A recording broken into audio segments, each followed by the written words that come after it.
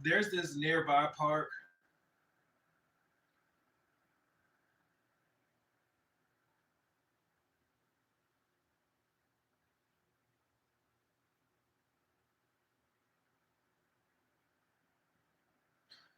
It's just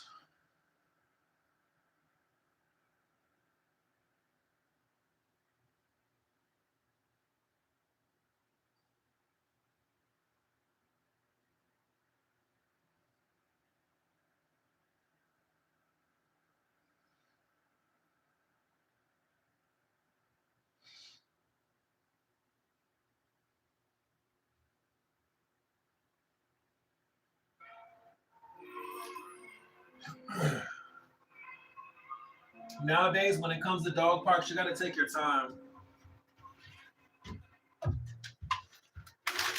It's not what it used to be.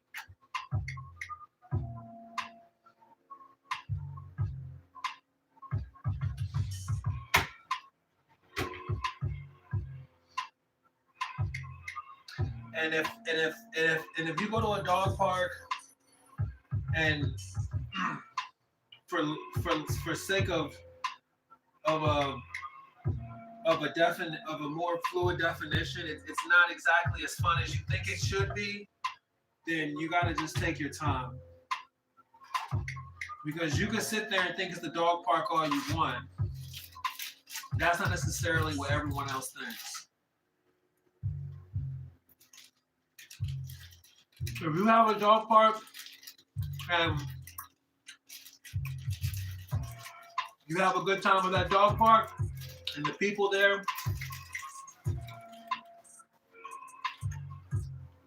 know who you are,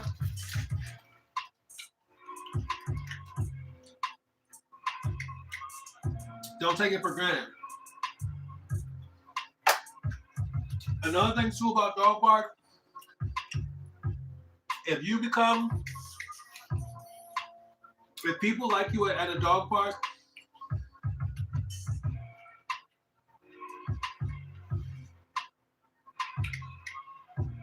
then people like you to be there. One time, me and Mook, we started trying out different parks, and I don't want to say that like people at our park were like upset, but they wasn't really feeling it.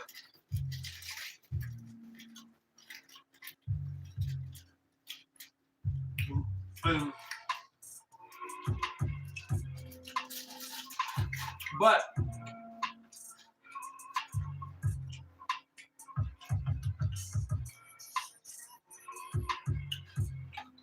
me and Luke go to one of the best dog parks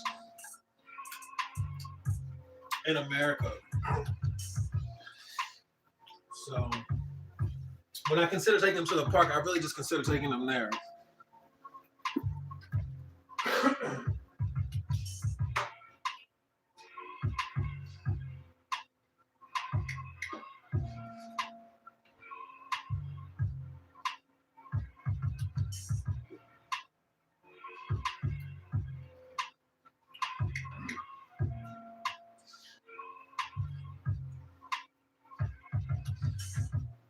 This man is so amped.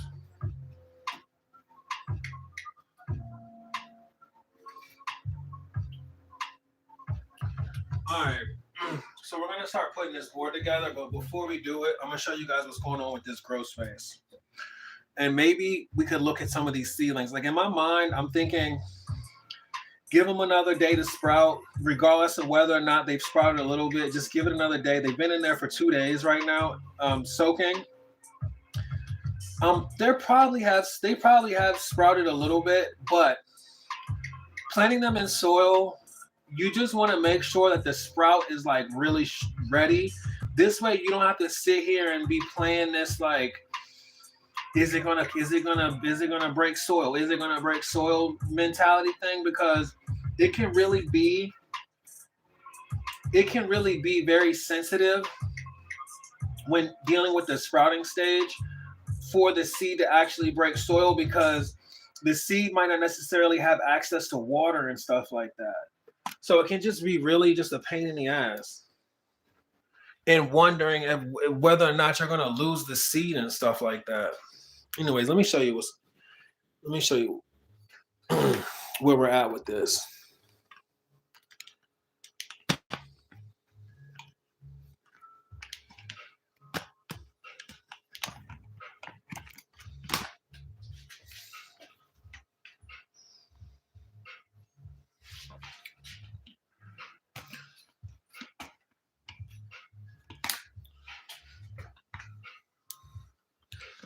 You know, Mook is ready to go on his walk.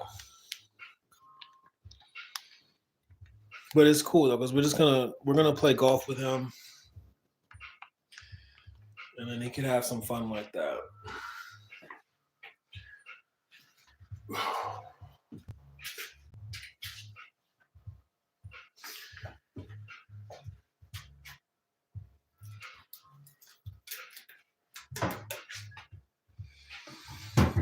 All right. So this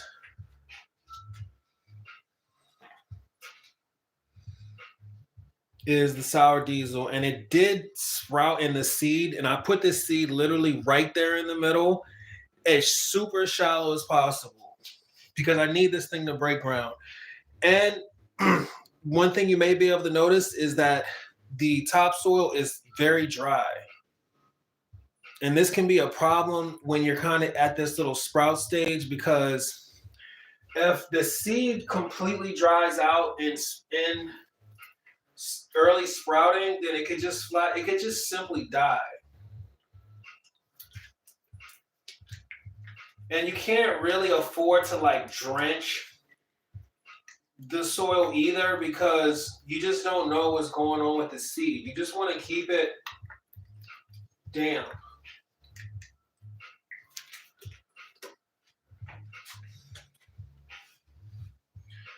This right here is the Critical Crack OG, and it's actually it's doing pretty well.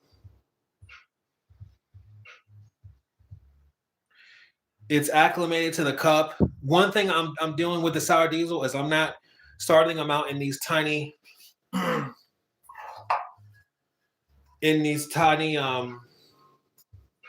Starbucks cups, even though I'm kind of at the point where I think I kind of almost should have, because I'm kind of at this point where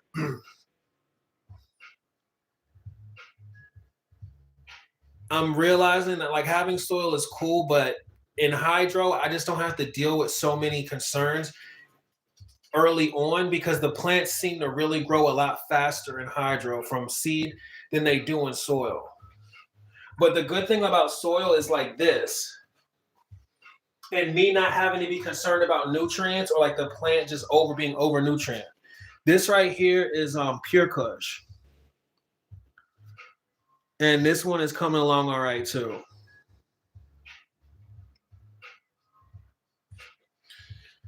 I mean, right now it's December 2nd, and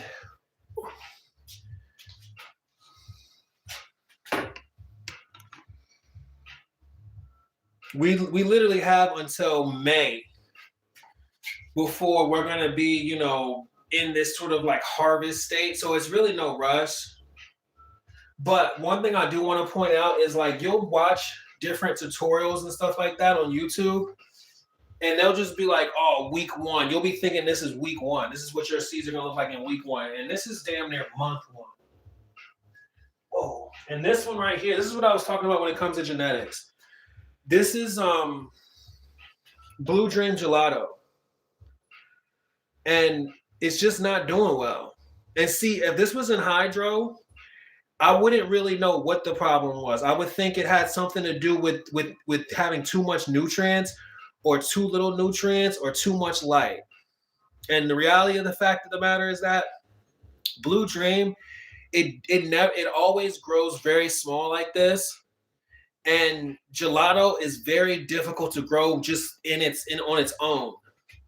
And so I'm assuming that just simply crossing the two is just causing the plant to just be kind of like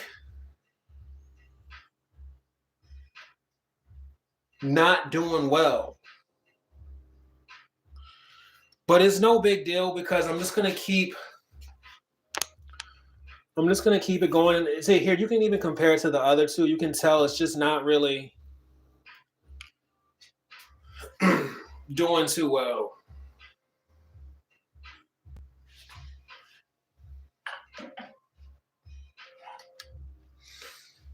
But it's cool because I'm gonna keep it going.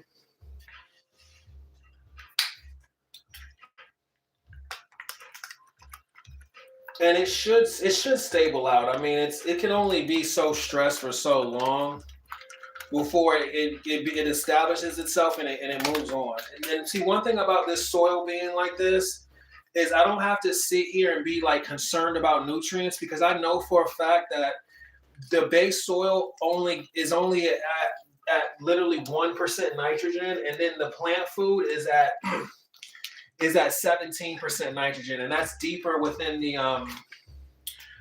soil. So I don't have to be concerned about like nutrient levels. But the drawback to it is with it being in soil, I'm noticing that like root oxygen is something I have to be aware of. Drowning the damn plants by overwatering them is something I have to be kind of concerned about. And I think that could potentially be the reason behind this plant not really thriving like it should. And then, yeah, this is the other seeds are in here. And they're still kind of in this little sprouting stage or whatever. I don't even want to look at them. But you know what? I'm going to look at them because we're recording. I just kind of don't even want to take the risk of getting upset.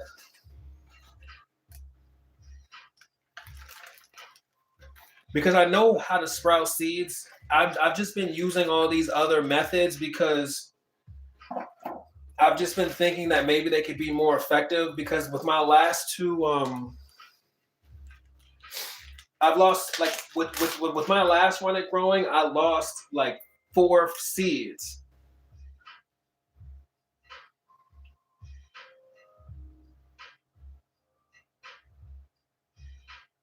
And I only had 3 plants. And this time around, I told myself I wanted everything to sprout. I did not want to lose any seeds in the seeding stage.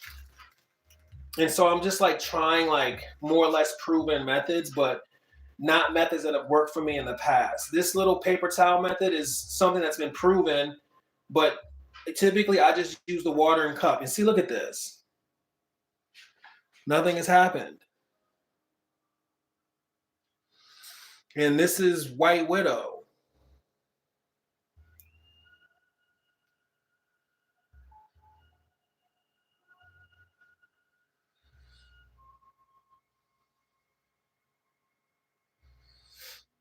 And this is this next seed that I'm going to show you is the seed that I really wanted to come through. White Widow is kind of like whatever. Like it's going to, I mean, you know. But this is, all right, cool. And this one right here, this is Do-si Do. As you can see, I have a little bit of a going. So in reality, this is the moment I'm supposed to plant it.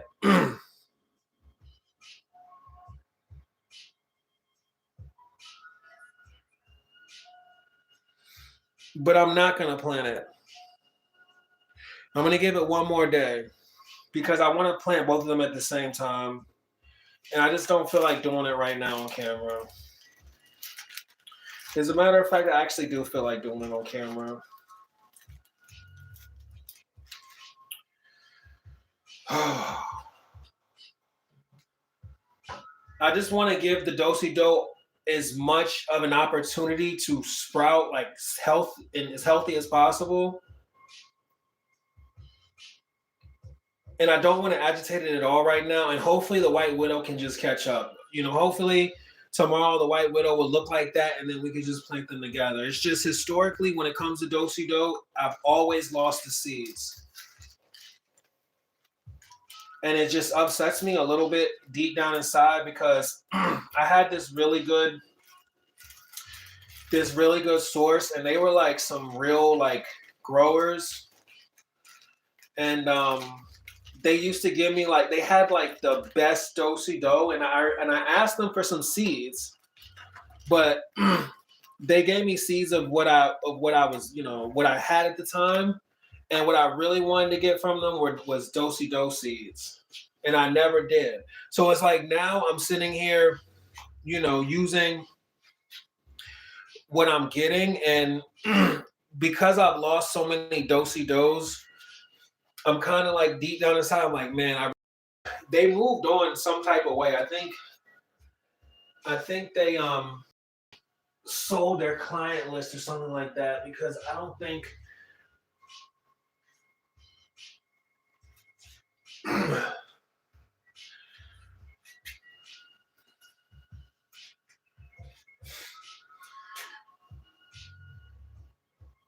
I don't speak to the same people anymore. And their listing is not the same as what it used to be.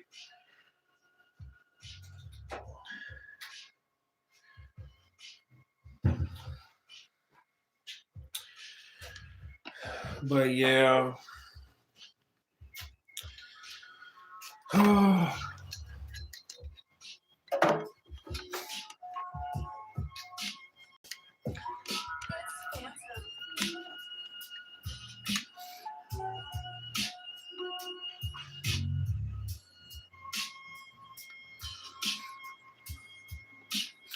Let me show you what's going on with this build,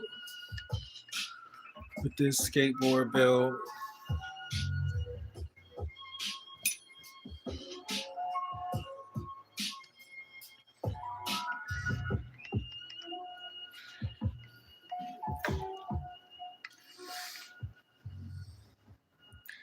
So look, this is the board. So happy with this board. The one thing about Zero skateboards is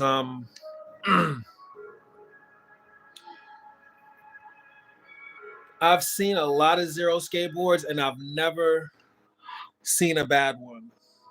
And they're always super high quality. Like, people talk about boards. Sometimes people talk about things like pop and stuff like that. I've never been the type of person to really have too much faith in pop, you know, just to think like, oh, this board has pop. But Zero boards have a lot of rigidity, and you could conceive them as having pop. They've never, you know, failed at that. But my favorite aspect of Zero boards is how concave they are.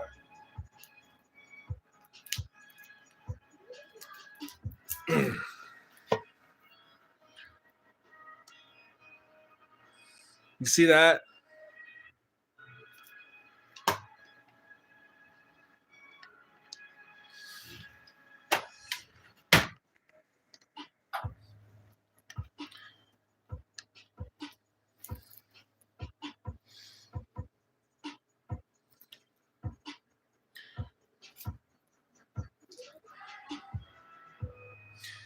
Growing up, I used to skate so many different boards. Like, because I used to buy boards based on the graphic. I didn't even really use my brain to like consider anything else. You know, especially like growing up ordering from CCS.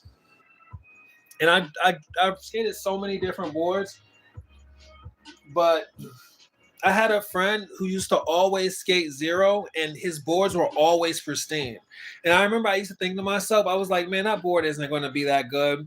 This man would get this board, and it would be like always crisp. And then I skated Think. I think I might have skated DGK, I think that might have been one of my first boards. I recently skated Primitive. I like the fact that I like the design of Primitive.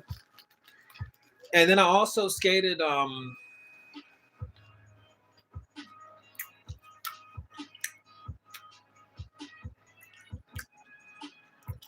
Real.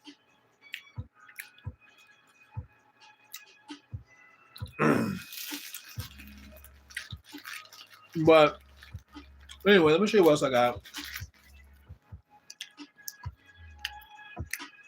I've skated Element before.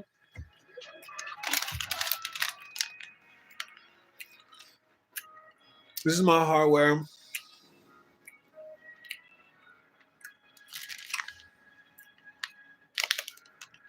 It's black and gold.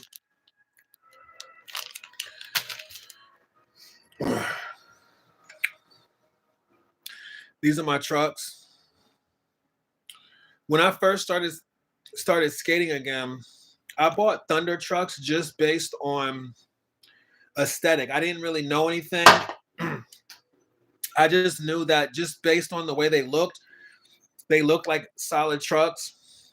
And I just think it's interesting because to this day, Thunder is now a staple.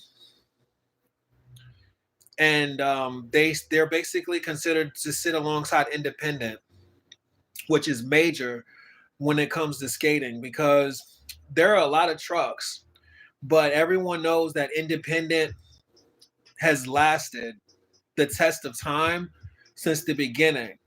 And for Thunder to come into the game and really assert themselves, it really says a lot because there are a lot of trucks.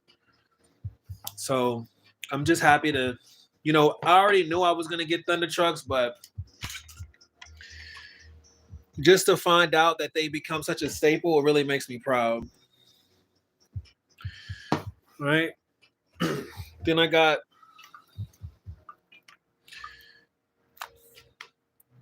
these are cheap shop bearings and they're just $10, but I got them because they're black on black. Me in real life, I'm really big on bearings. In real life, I'm really big on bearings, and I'm the type of person that genuinely believes that. Hold on.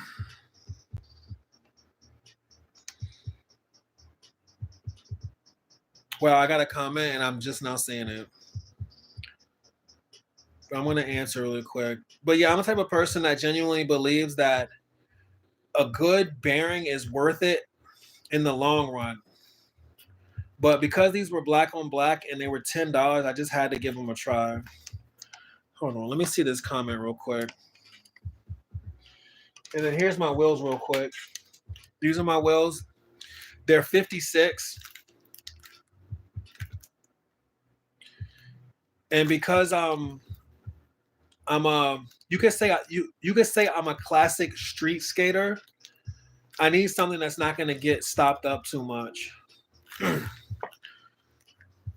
Let me see this comment real quick.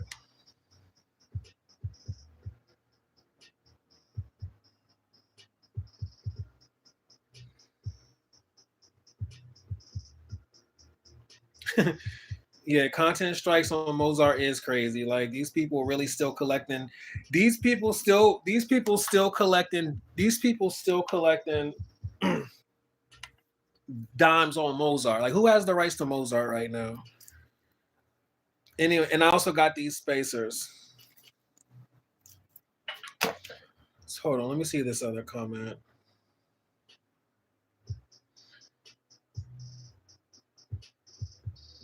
What do I think? Mike Jones said, what do I think about the demasculation of men in the workplace currently? Have you seen I don't even know if it's I don't even know if that question is I don't even know if that's a real question.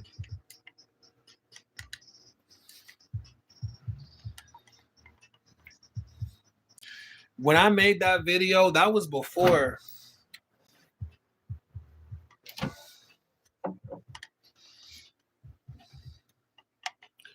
Here's my grip tape right here.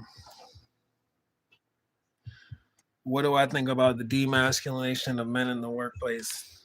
I say this. I've been living on the street. I haven't been in the workplace in a long time. But this is one thing you got to understand about that, and what was happening with that is what I was speaking on is basically what a lot of people are becoming aware of. Hold on, I got something else. I got these bushings, and this is actually a big deal when it comes to skating and my kind of skating. Having stiff bushings goes a long way, because I used to sit there and tighten the trucks down to infinity, and they still wouldn't be firm enough, and they never really like rode right, because once you tighten them down to like infinity and the bushings are all hanging outside, they never really ride right. So having these are hard bushings is going to really relieve a lot of that stress.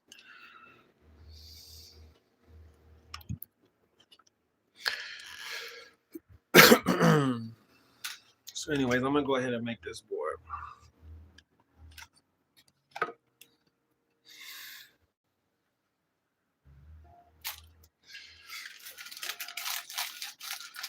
What do I think about the demasculation of men in the workplace now?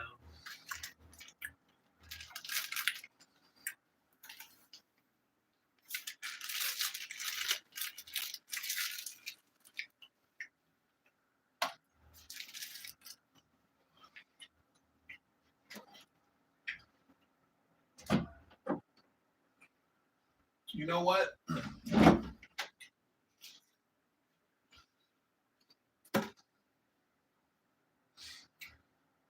I'll do you one better and ask you, what do you think about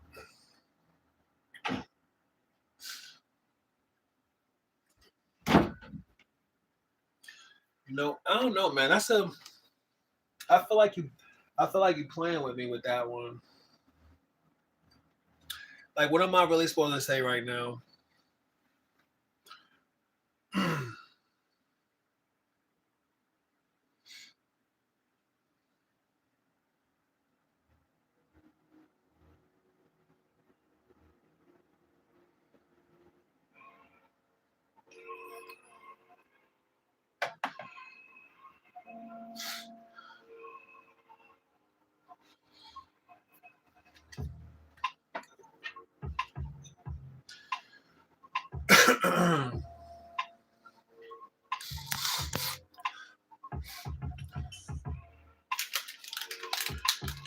When I made that content piece in keeping in mind all of the professional development that I've engaged in prior to entering the professional space.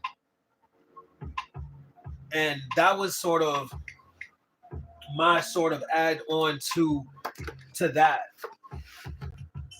Because that was something that they didn't talk to us about. I mean, they mentioned different things, like, they talked about like one thing you may notice, like if you're in college is, and if you're like at HBCU and you go through professional development, people will ask them questions regarding like challenges that they deal with, and when it comes to the tough questions, they always would just answer it really short with yes, but they would never actually go into details about it, because they didn't feel as though them doing so was professional. And a lot of them, when it came to those professional development courses or professional development organizations and stuff like that, they still had to be professional. But as someone who's seen it and went through it, and who didn't see it coming, I felt it was my responsibility to let people know so they don't get caught up in it the wrong way. And one thing that we've seen a lot of lately are stories of individuals who got caught up in these things the wrong way. And what it really brings to mind is if they knew about what they were getting themselves into, would they have, one, gotten into it in the first place, or B, been able to better prepare themselves? And my reasoning for that content was for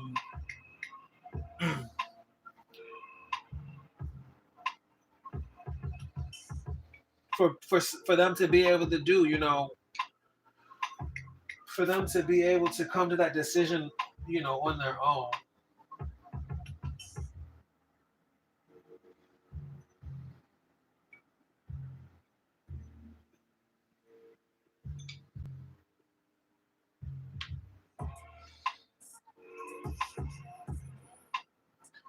But as far as what I think about where it's at now,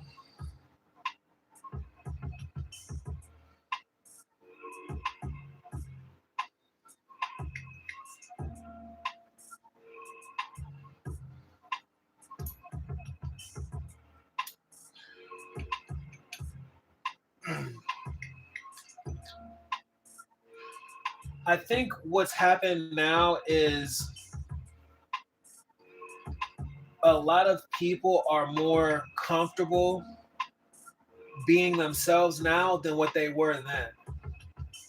And I think the reason for a lot of the disparity was the fact of people feeling shame, and I don't feel as though they feel that shame anymore.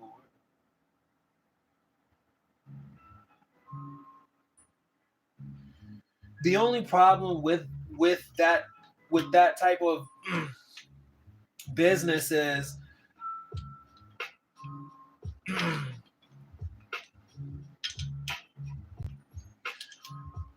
when it comes to ethics.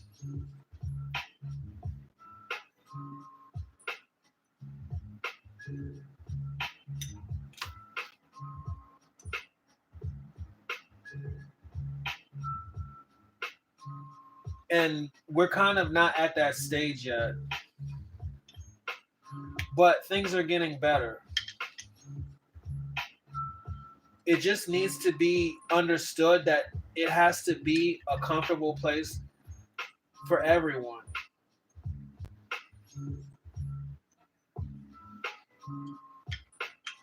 And that was the issue that I think pre-existed before.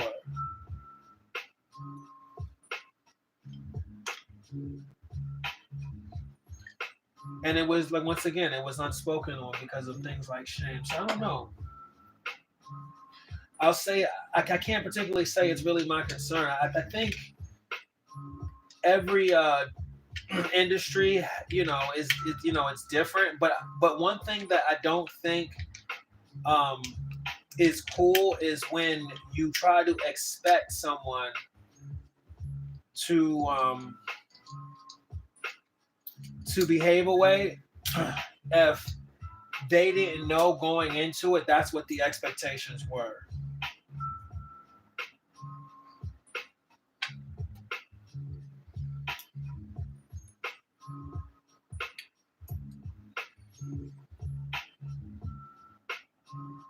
And outside of that, I don't even want to talk on it any further because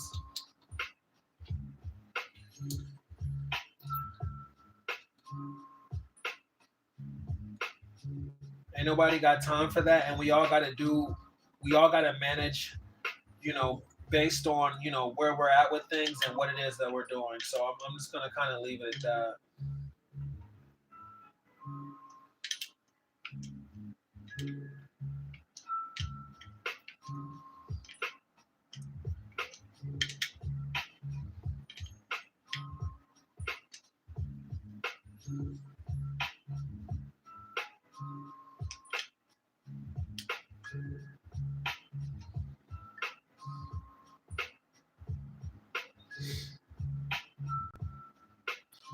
My bad for getting to the comments late.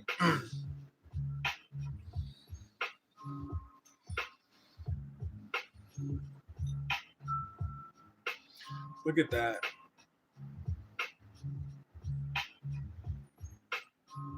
So happy with these trucks.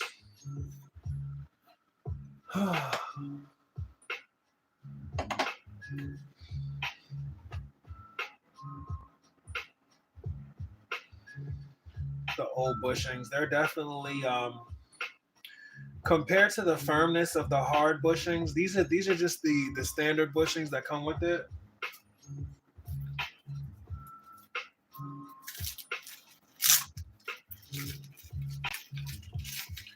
The hard bushings are about 35% firmer, and I'm happy with that. These are spacers.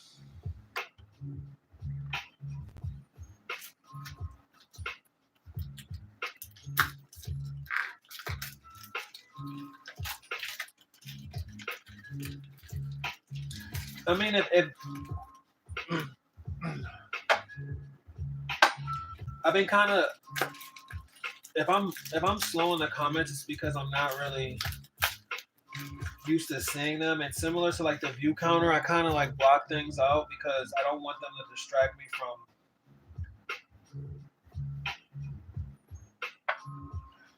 I don't want them to get me too caught up in the recording. If that makes any sense.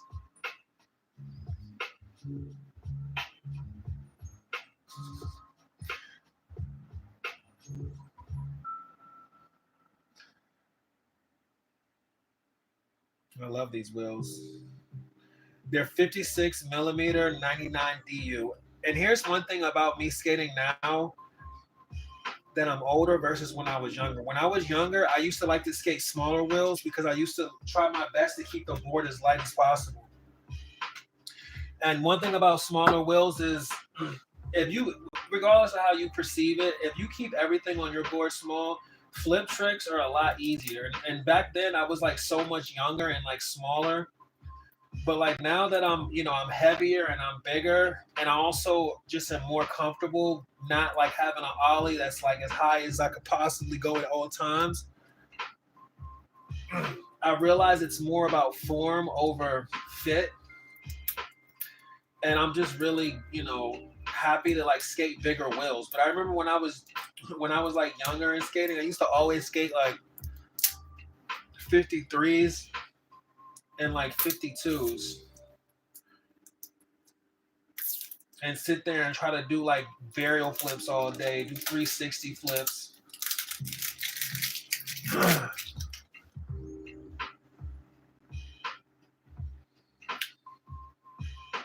But you really pay the price with those small wheels when it comes to dealing with wow, look at this sticker. I'm so happy with this sticker.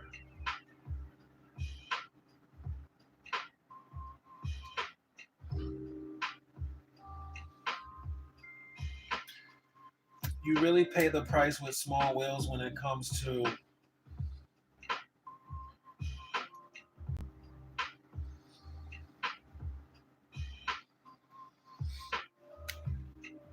riding around.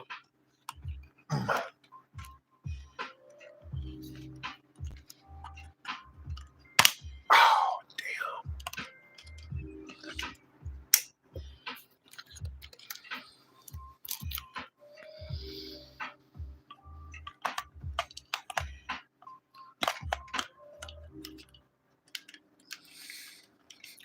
I remember like my board used to be like 725.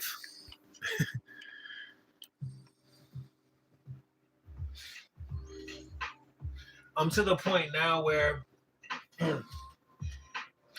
I'm interested in trying to skate a board that's like 9.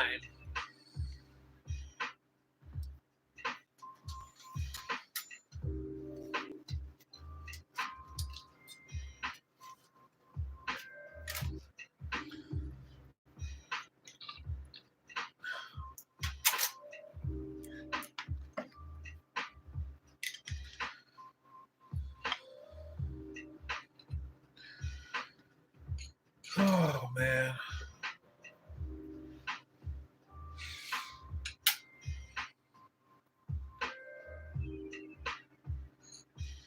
But no, we had to act like we had some sense with this one and just keep it to 825. But I'll skate at 8.5 now. When I was younger, I wouldn't skate anything over 8 because like flipping. I just remember trying to flip, anything 8. It was just so much. It was so much different. But like now that I'm like more experienced,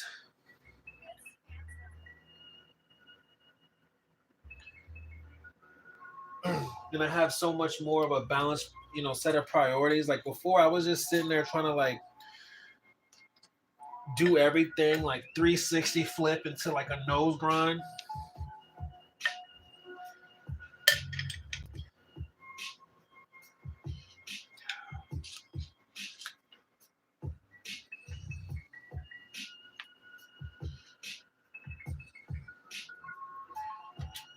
And I wasn't able to really see the value in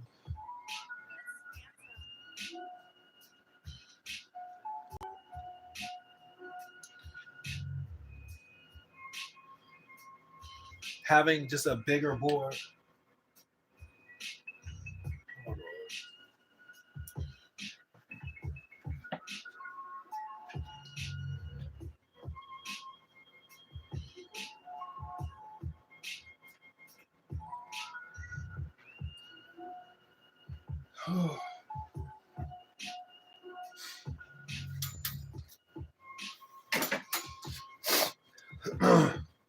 And that's the laundry.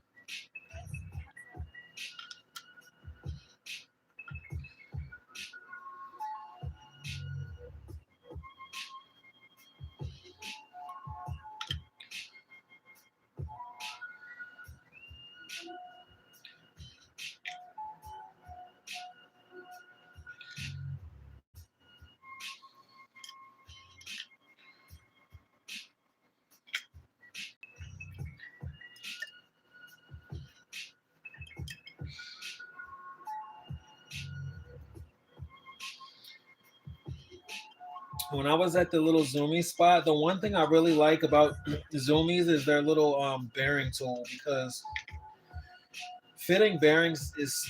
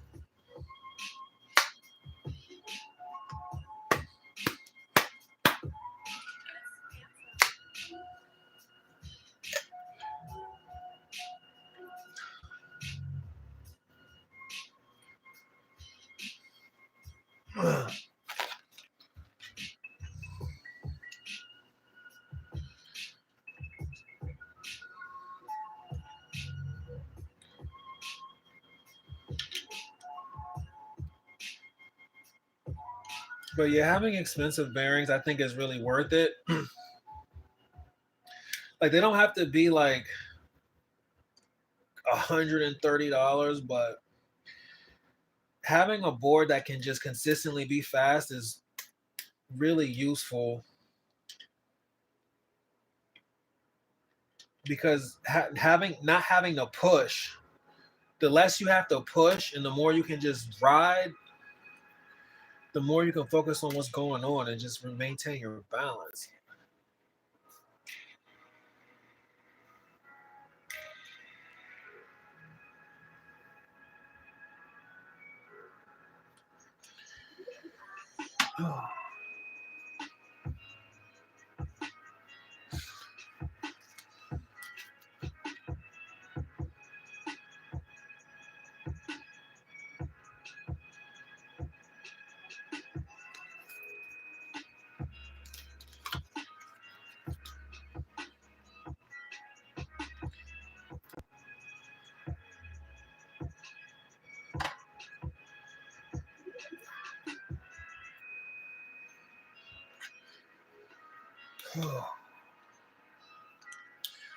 Put some of these stickers on my bongs.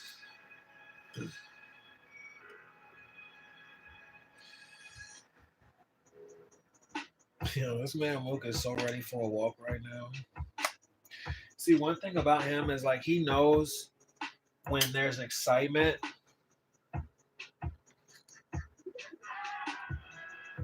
Like he knows when I'm really up, and so he'll show up, and he'll just be so ready to do stuff. But a lot of times when I'm up, I'm like really busy.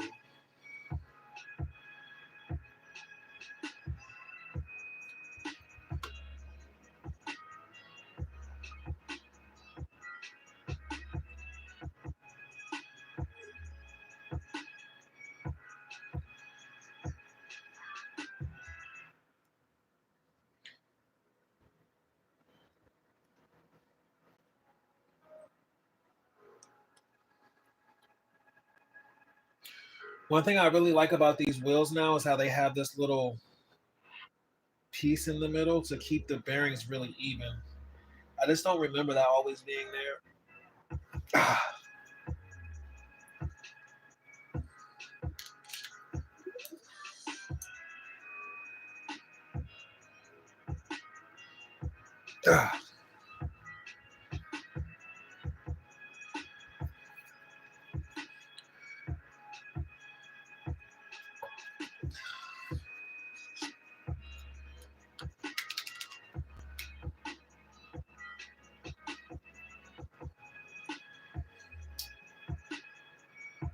How did I know I was gonna lose the salsa?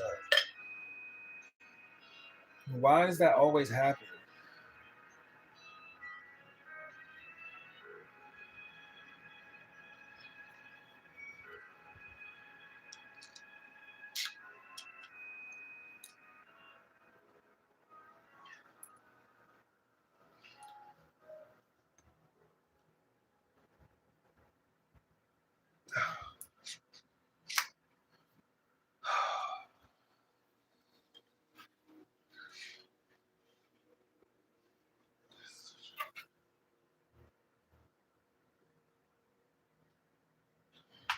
Losing this washer is a pain in the ass.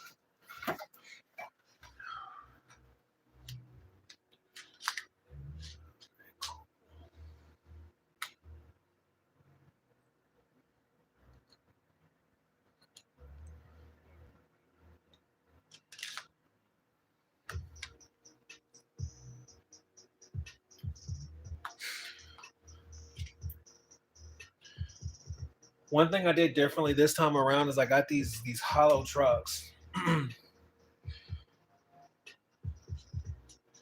this is my first time ever getting hollow trucks. I typically will just get regular trucks with the mindset of not really being concerned about how heavy the board is.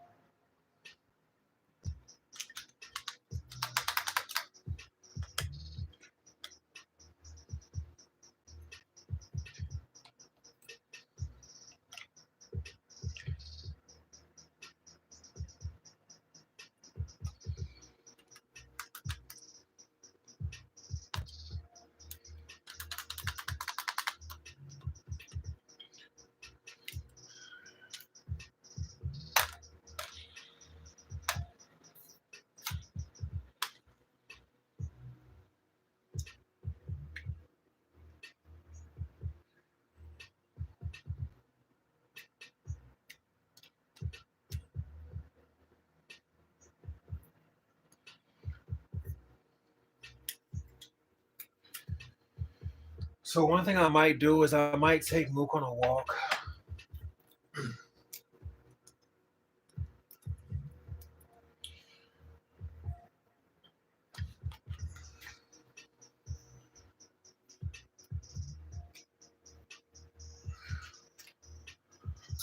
Cause he'll just sit here and just get all amped up, and then he'll like, I think he gets frustrated and just leaves.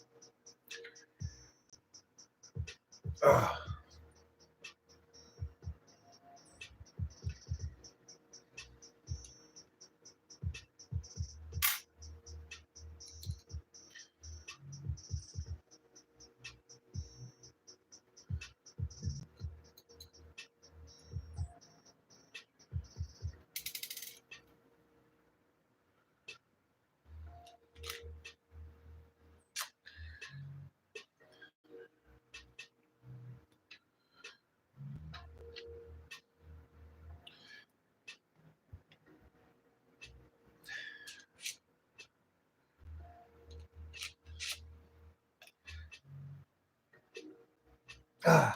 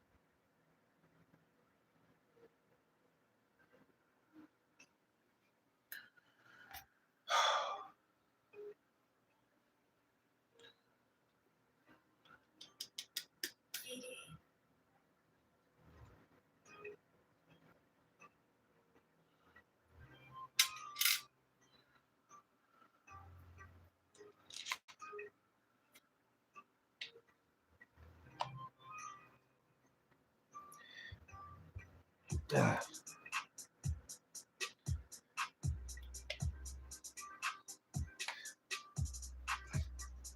Ah.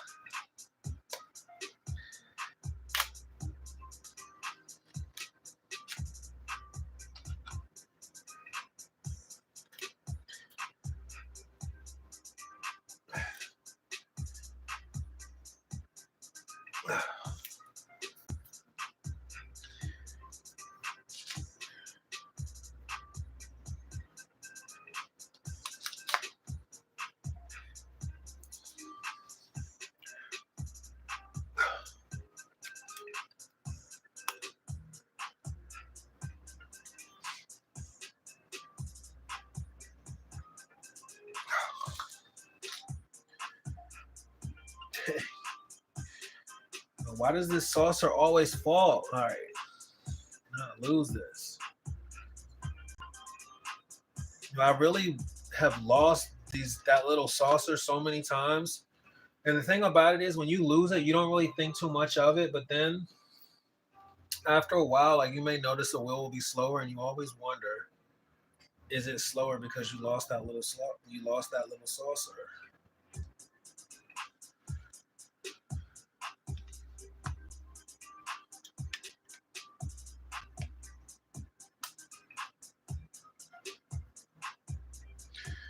Here's another thing about taking Mook on a. You know what? We can just play golf with Mook because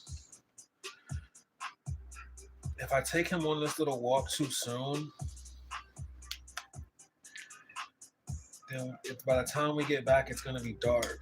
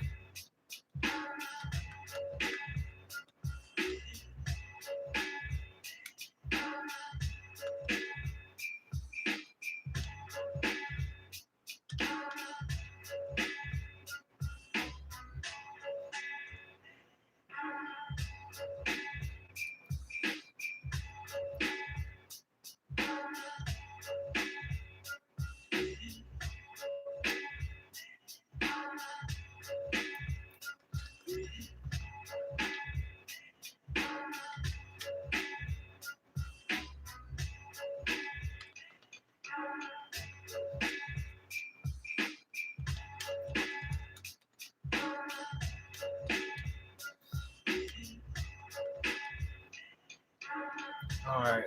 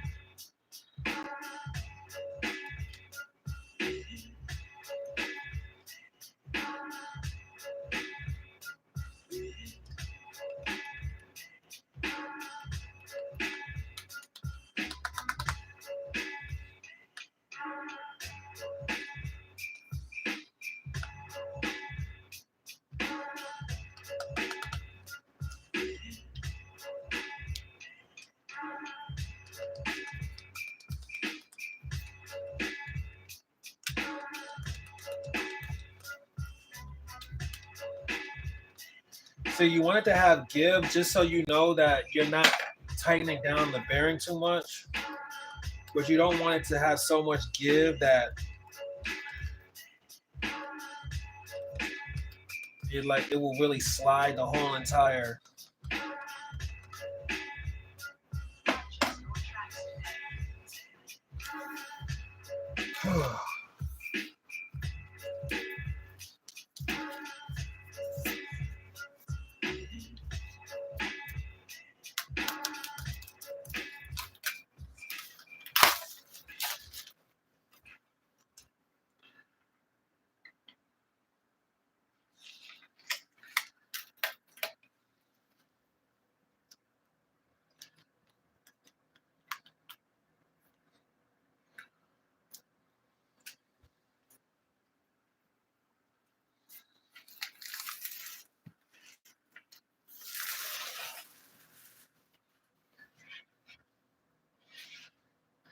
I really wish I had clear grip tape.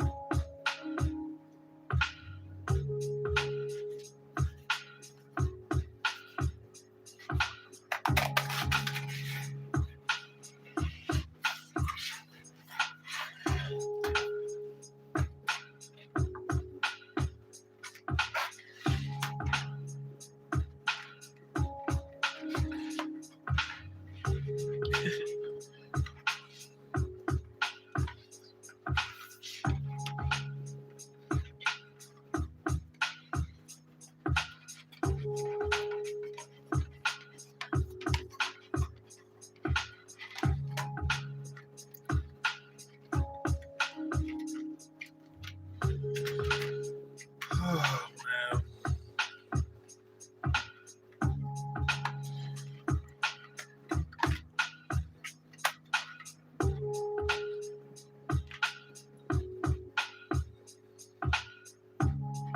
I remember like growing up, this used to be like the craziest part. But the way they make grip tape now is way better than what it used to be. Like it used to be where if you didn't have a really good roll, then you would end up having bubbles, like massive bubbles in the tape. And it used to be so bad. I remember it used to be where you almost wanted to just order a board with it pre-gripped. But I'm noticing that this grip tape now, it seems to not be so harsh. And I'm guessing maybe because they have so many holes already put in them, they don't really sustain like the same type of bubbles.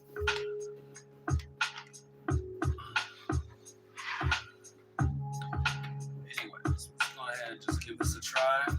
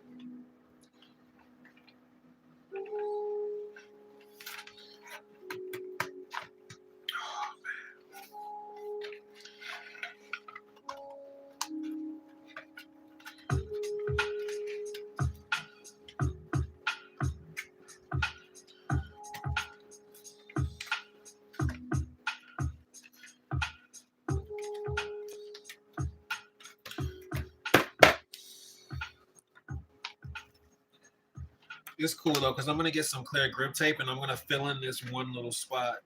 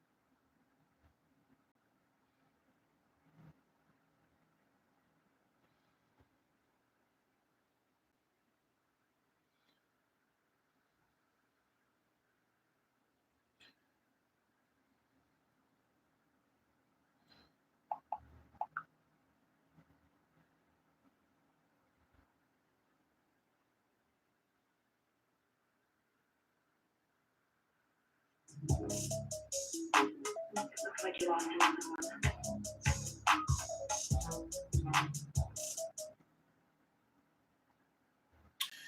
him. Some of these beats they really put duty on them, like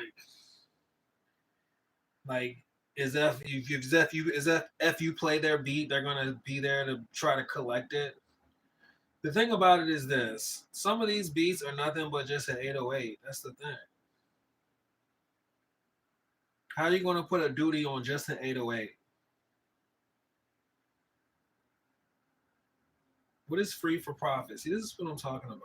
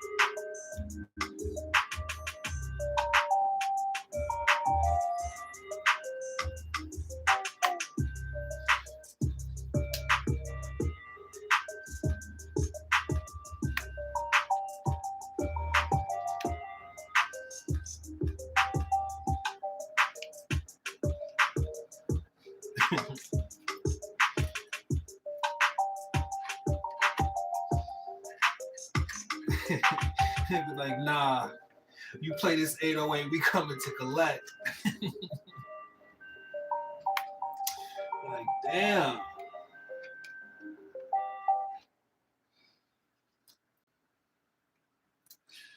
All right, I think we got a good enough loop. I just wanted to put together a good little loop so I could just play it.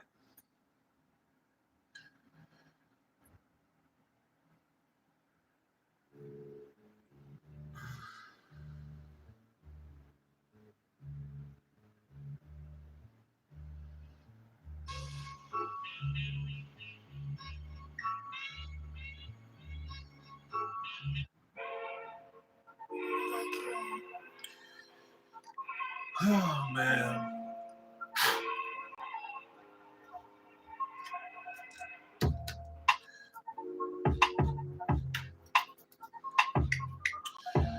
Another thing we're going to have to do is make some food because I'm starving. Damn, man, it's getting dark outside.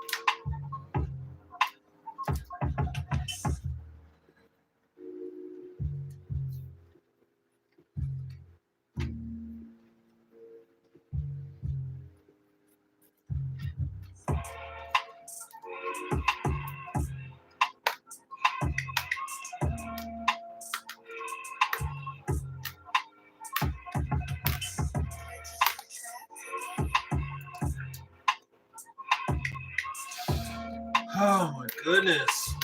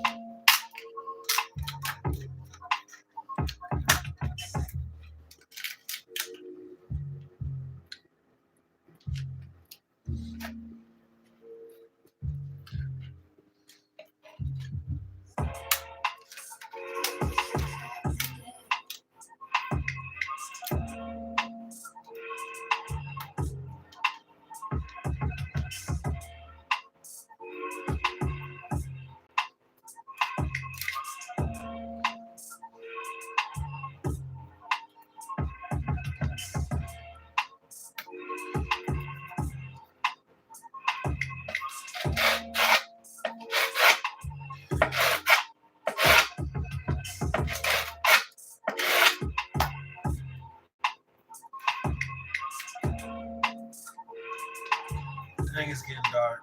We gotta play golf with Luke real quick because I know he's getting tired. Oh man.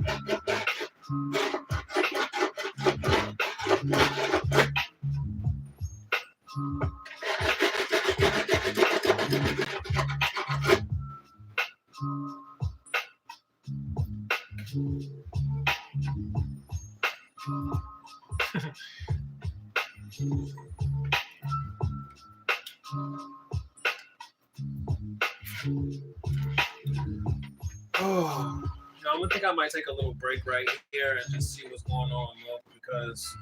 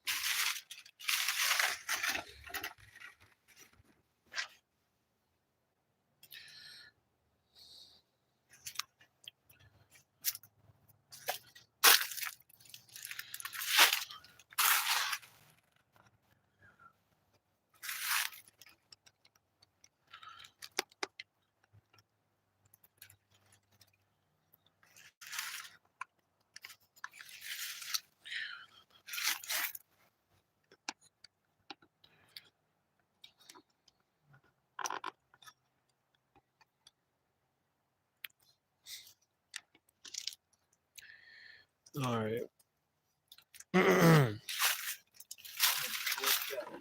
Here, come on.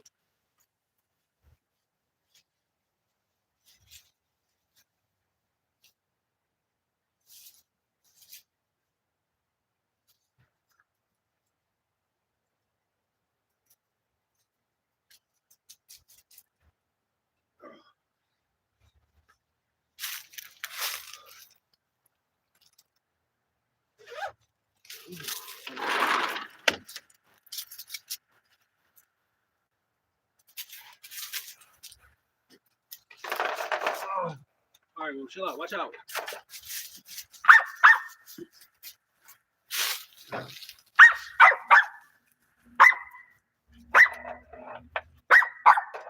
All right, hold on.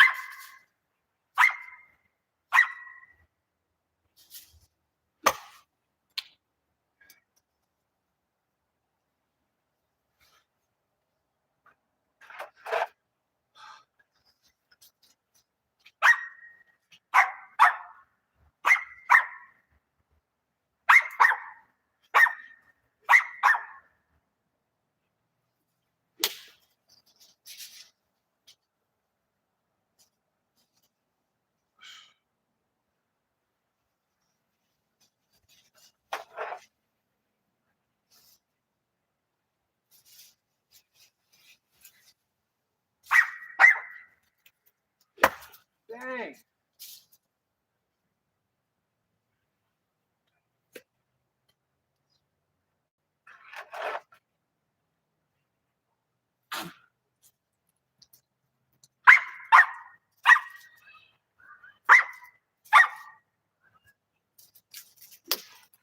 Oh.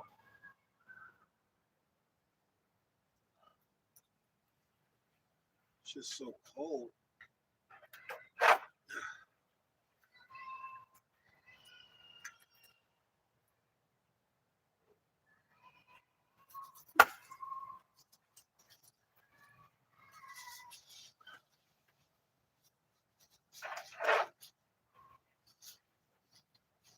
right, Mo, come on.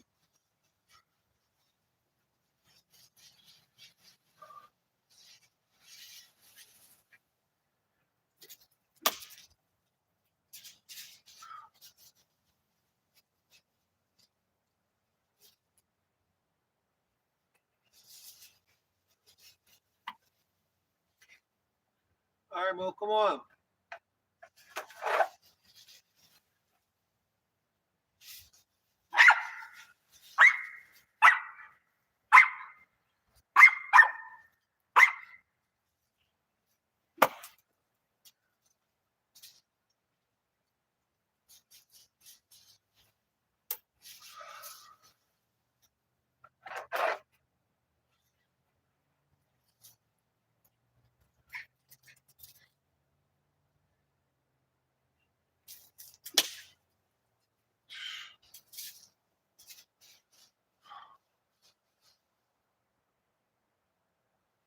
All right, Mo, come on.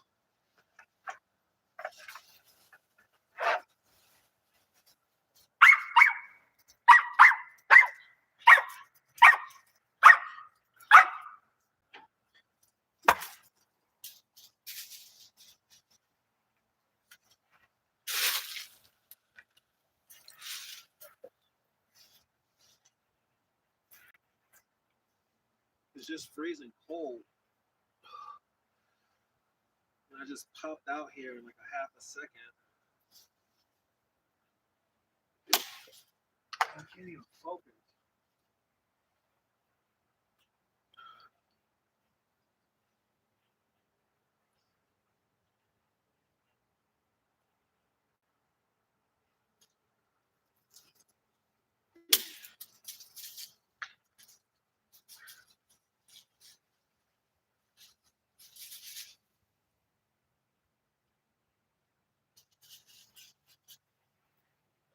All right, Mo, come on.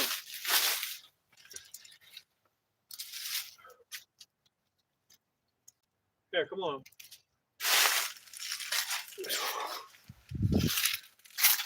Mo, come on.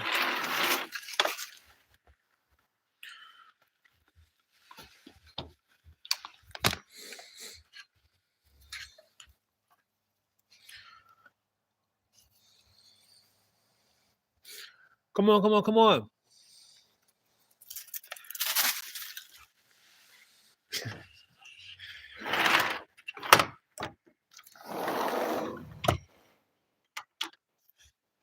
Oh. Straight ice cold outside.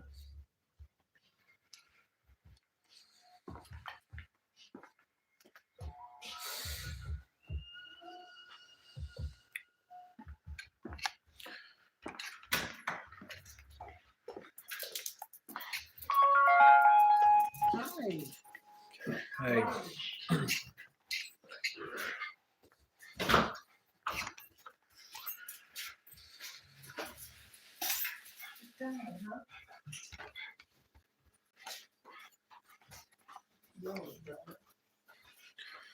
I'm gonna make some tater tots.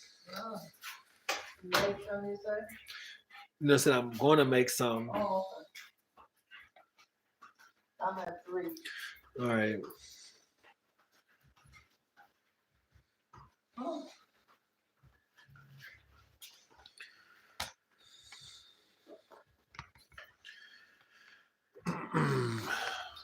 So yeah.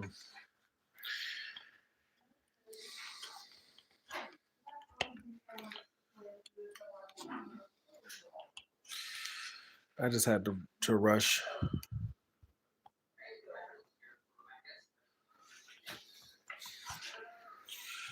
Do something with Mo. He was just this man was sitting by the door.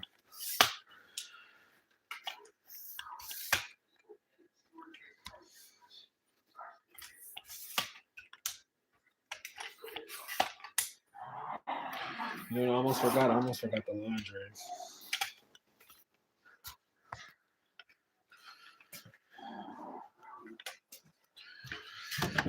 Oh, man. But yeah, that was all bad.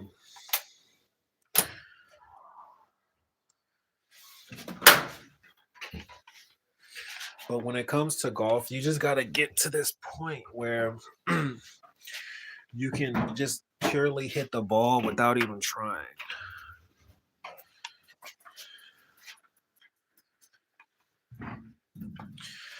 And the only way you can really get to that point is if you're able to relax and just develop the basic coordination.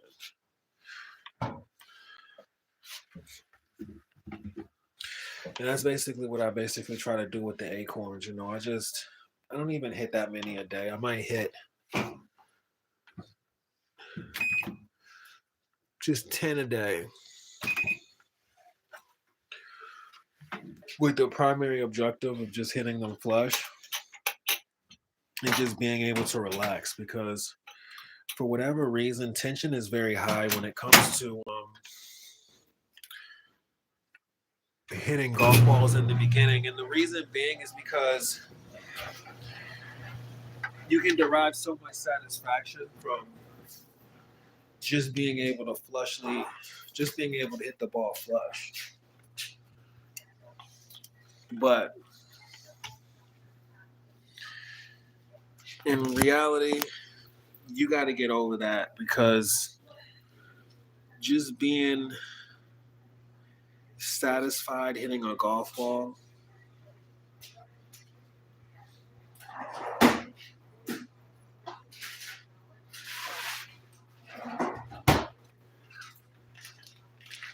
isn't going to really get you able to get the most out of the sport.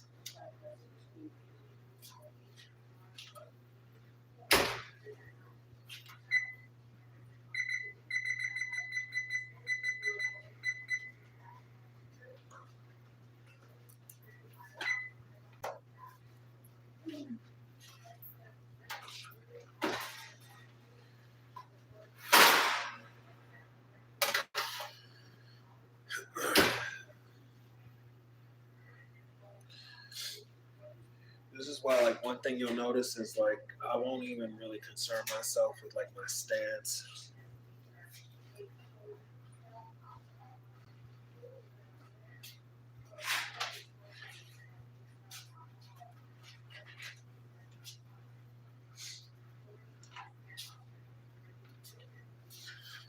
I don't concern myself with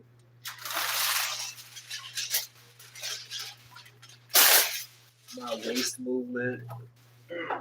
I don't concern myself with how much I whip my wrist. I don't concern myself with none of that stuff. Because one thing that will happen when you play for a really long time in succession is you realize that you will get to a point where you can kind of more or less hit the ball no matter what.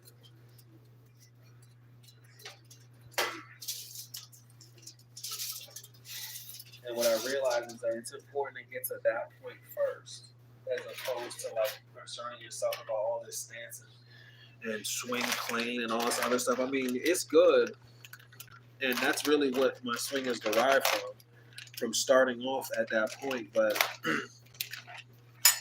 just hitting the ball straight doesn't take all that. And I hate to be the type of person who would be kind of more or less like jerry-rigging the process early on, but it's easier to improve a swing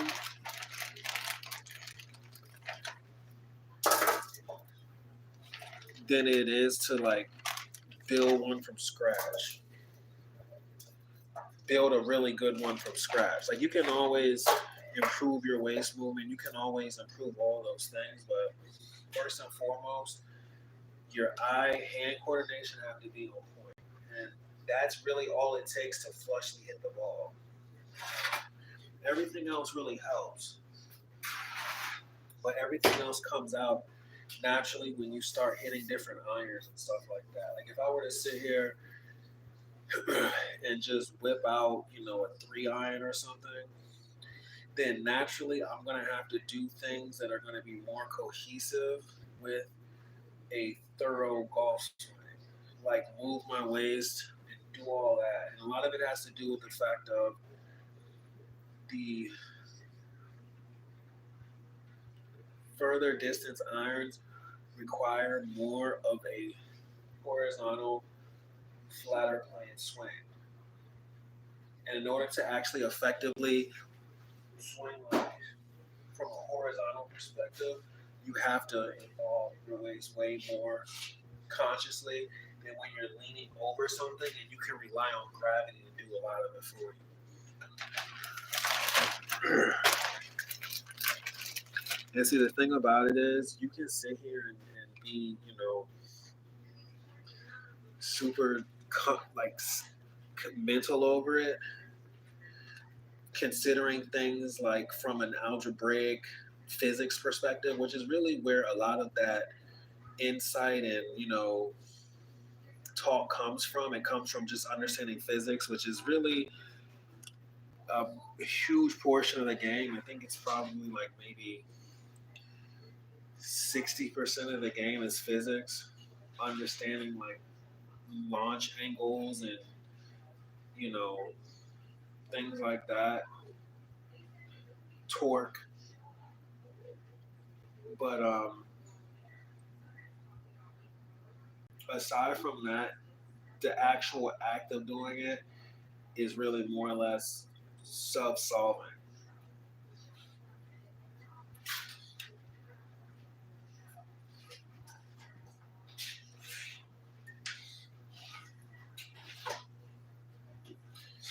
And the key to it all truly is that having that baseline eye-hand coordination.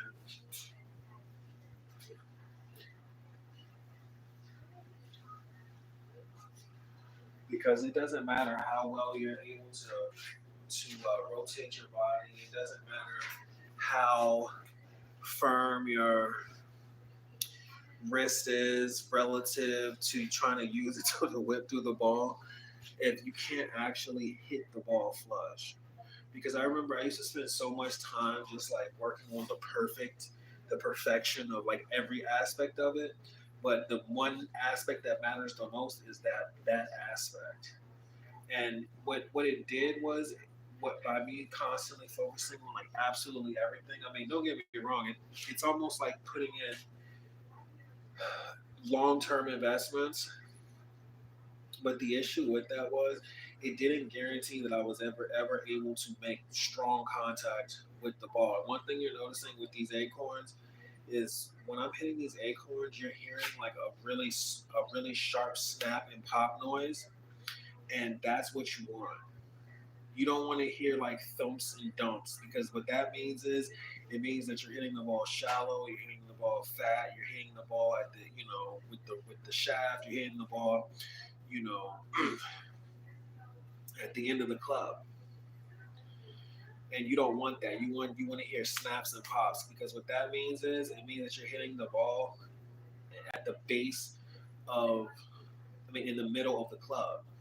And being able to do that is purely relative to your coordination with the whole process, like your basic ability to like even like hit a baseball or something like that, like your basic ability to hit something with an object. And that's really where you want to focus first, that and your nerves.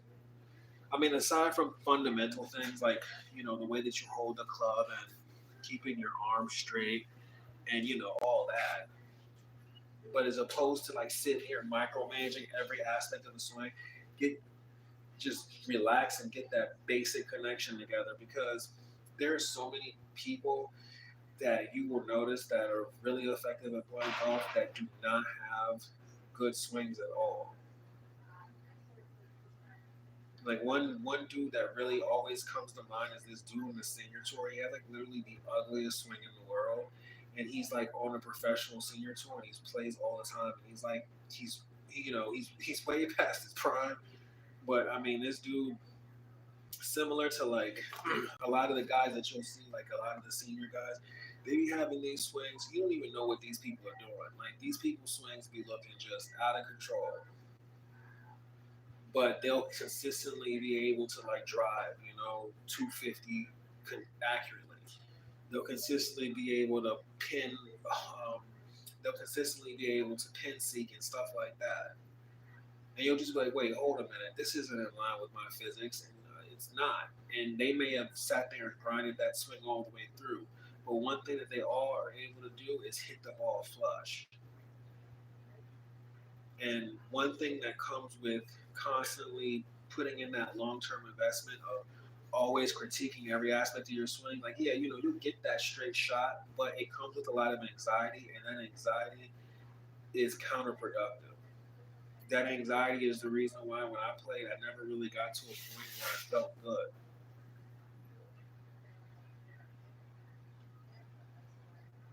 And that's the same anxiety which gives you that satisfaction of just being like, oh, I hit the ball flush. You get so much satisfaction out of that because it kind of like gives you confidence in the swing, confidence in all the investments.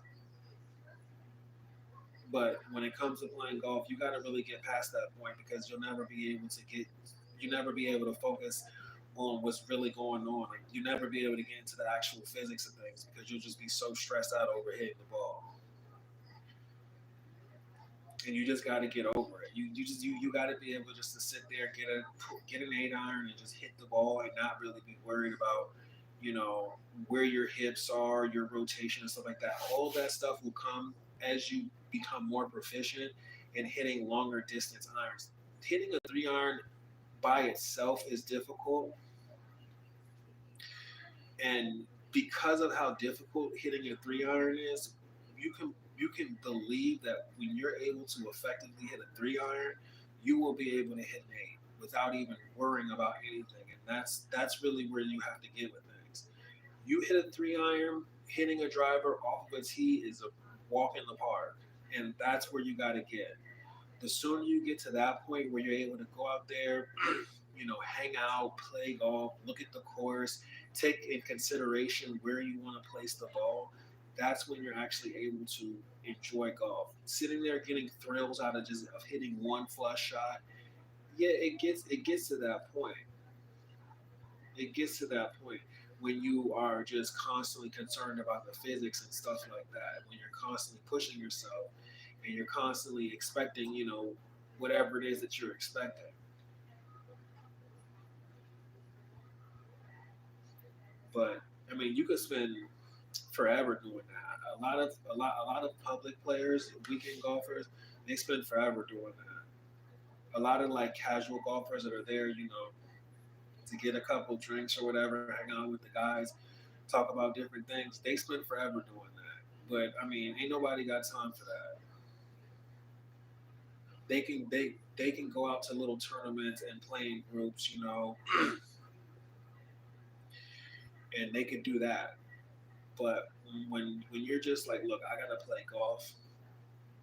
You gotta play golf, and that's the reason why when I go out there, I'm not hitting like a million acorns. I mean, even as much as I would like to, whatever, I'm not hitting like a million acorns because I know that where I'm at right now with this little 8-iron, I have to just basically be able to relax. And when those acorns start snapping and popping, and I'm not really concerned about what's going on, then I'll go ahead and work my way down to a 5, and I'll work on that.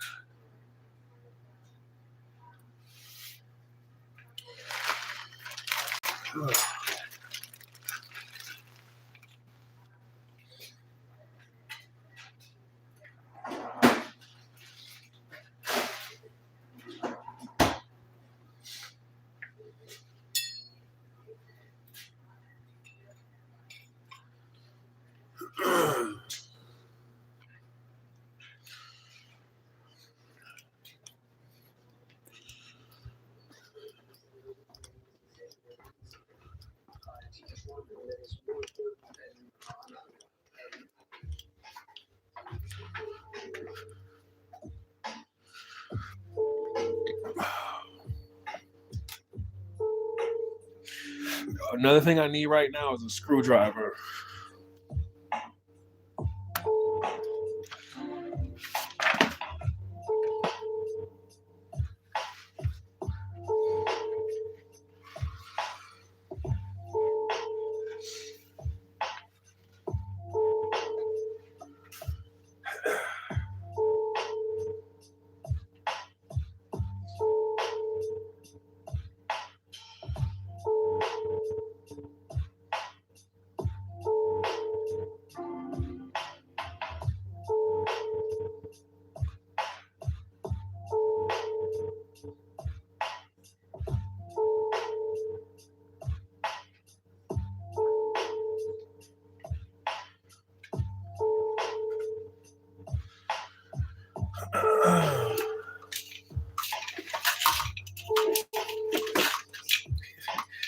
MSNBC is having so much fun criticizing Trump over this cabinet pick.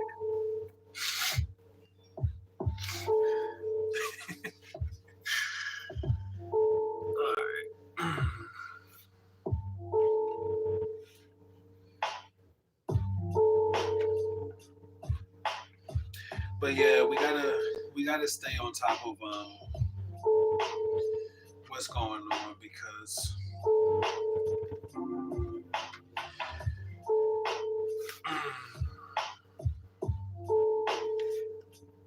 it's our responsibility.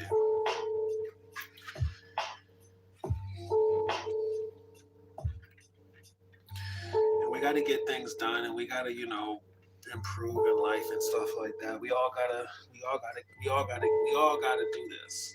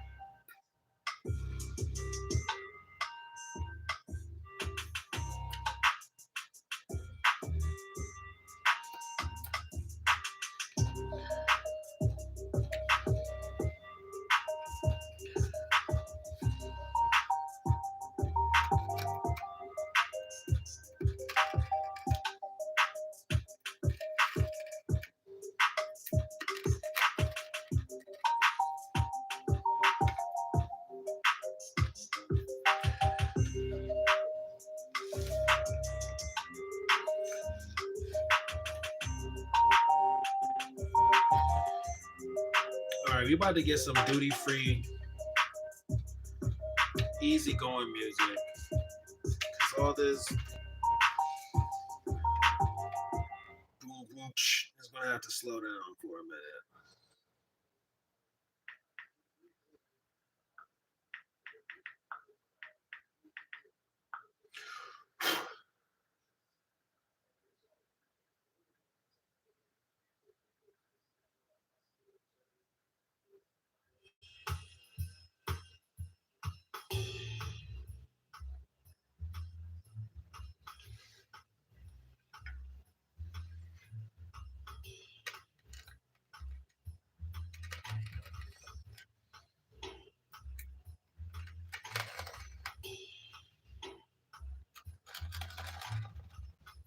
I'll admit, if you've never put together a board, you can make some real mistakes and not even consider it. Like I remember even after putting together like boards for a super long time, I used to try to like tackle the bolt screws by just estimating where it was at and just pushing down. And there was a time when like I used to push down in the wrong areas and it would just end up looking really ridiculous.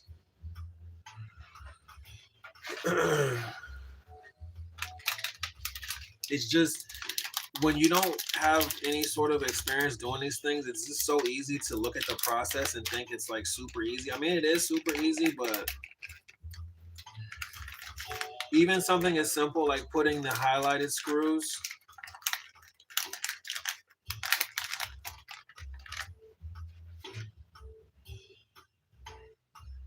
I mean, you could do whatever you want with the highlighted screws, but they're really supposed to be on the back end of the board. Like this.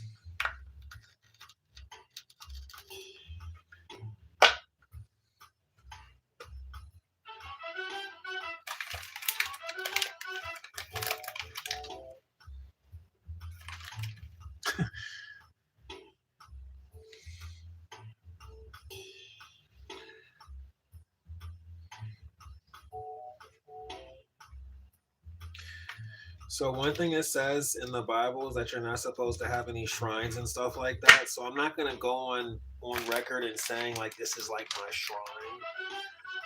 But I want to show you guys my little meditation station. It's kind of where I calculate like a lot of my plans and stuff. because now that I have all these stickers,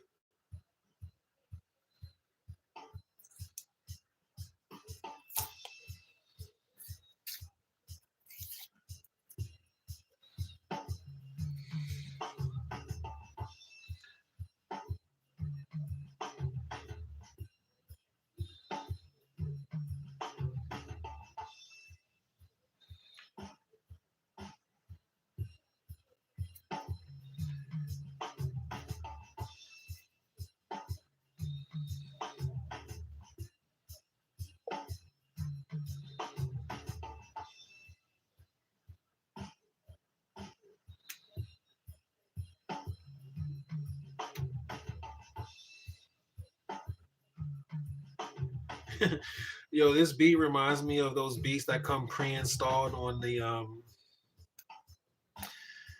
on like little electric pianos that you get.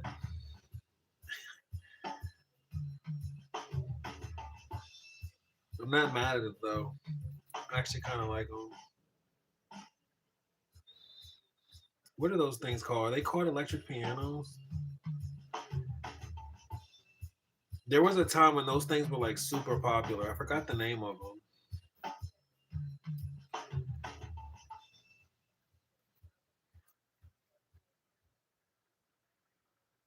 I might get one just to learn how to play the piano.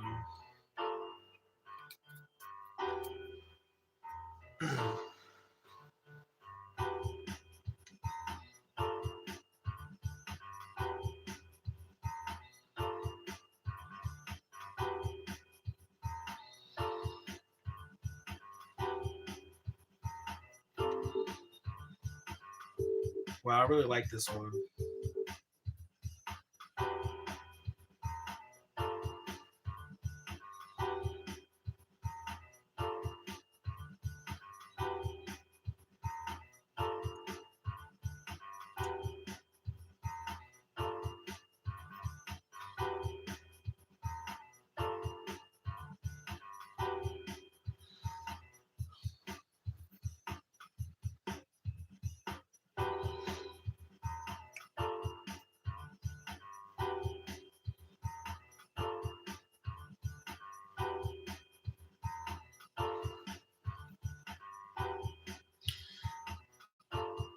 So in reality, it doesn't really matter if there's any, hang time over this spacer because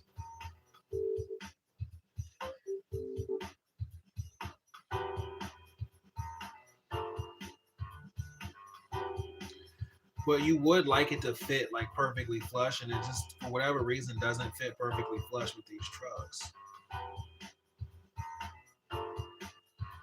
But long story short, you want the hang time to be more or less on the nose, because what you don't want is you don't want to try to nose slide and then have this additional friction slowing you down. If anything, you want the hang time to be right here in the middle like this.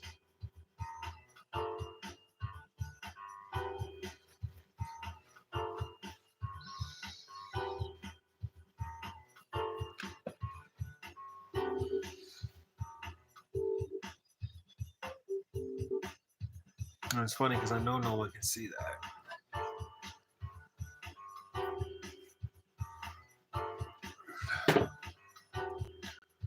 You see this? This is kind of like,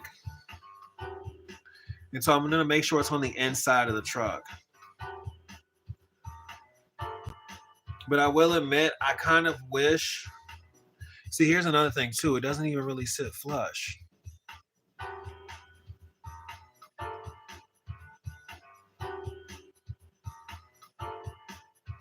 It's almost as if it leaves me no choice. But hold on.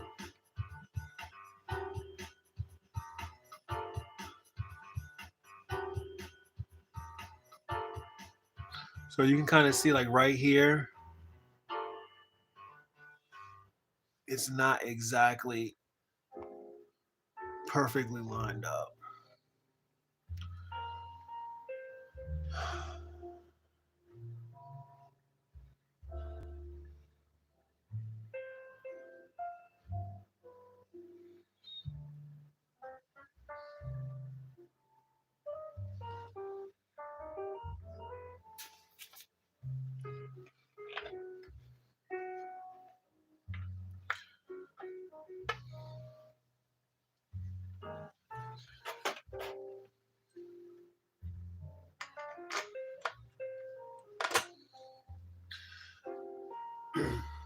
A lot of people perceive these things as being like risers, and they do rise the board.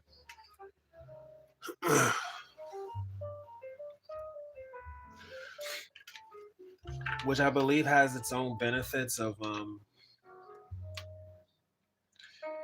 increasing the what people call pop.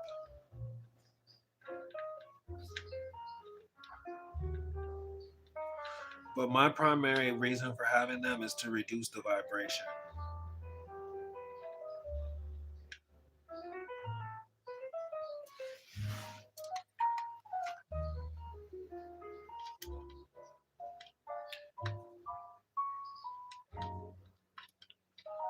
And I believe it really helps keep the board a lot stronger for a lot longer. And keeps the board really snappy because you're not constantly vibrating through it all the time. And one thing too that will happen is I think it also allows you to secure the trucks a lot firmer because you don't have to rely like on the bolts just being like drilled in there. The cushion of the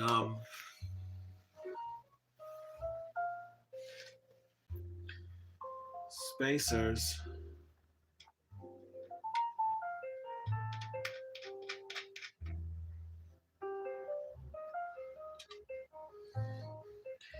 I believe help better distribute the pressure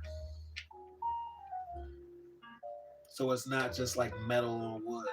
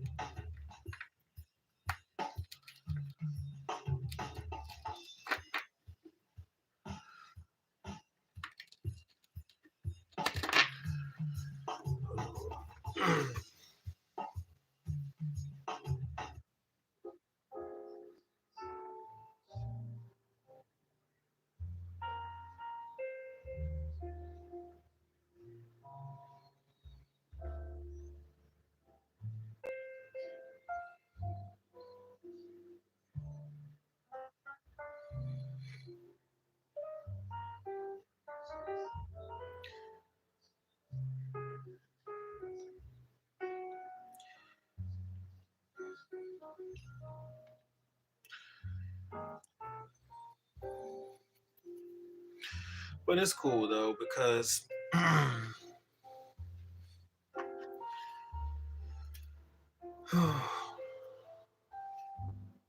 after everything that happened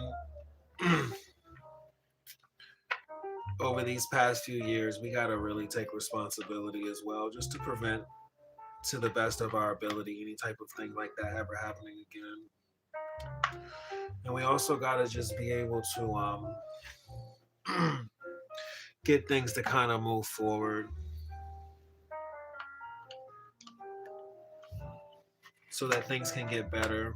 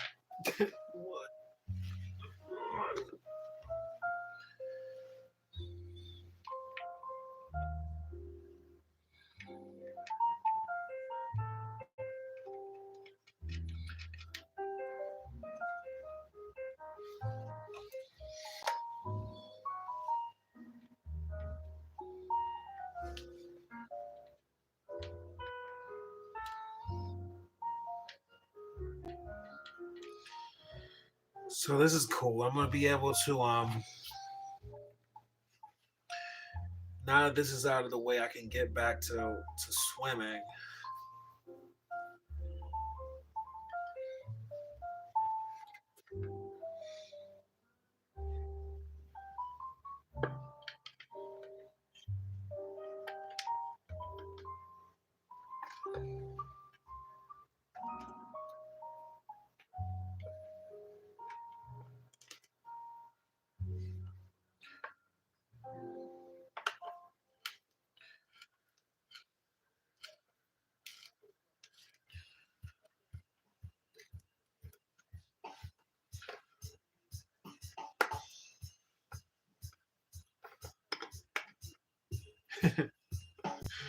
Yo, these people really collecting duties on Mozart right now. Like, who really has the rights to Mozart right now? That's what I want to know.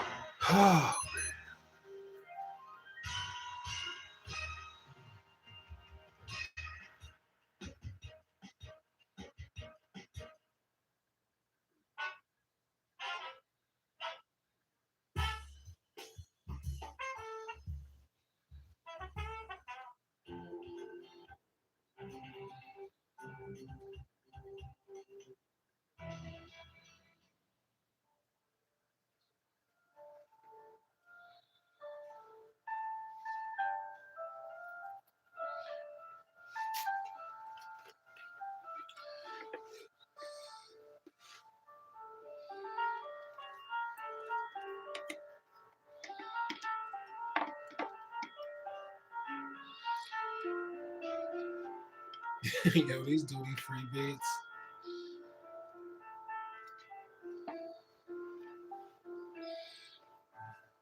I like them though.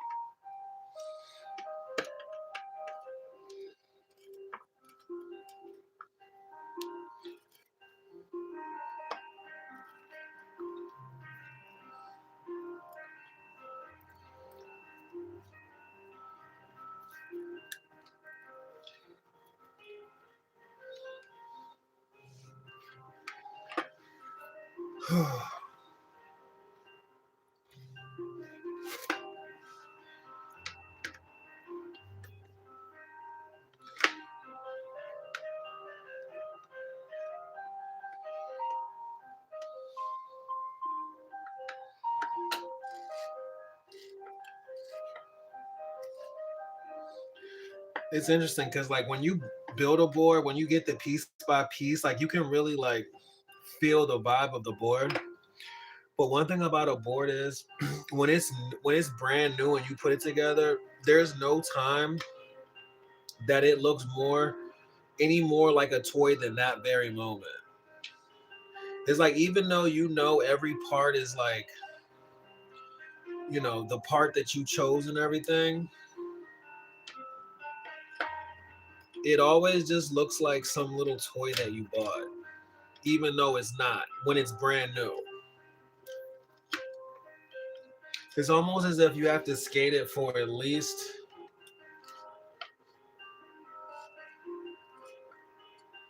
like a week before it starts to look like a full board.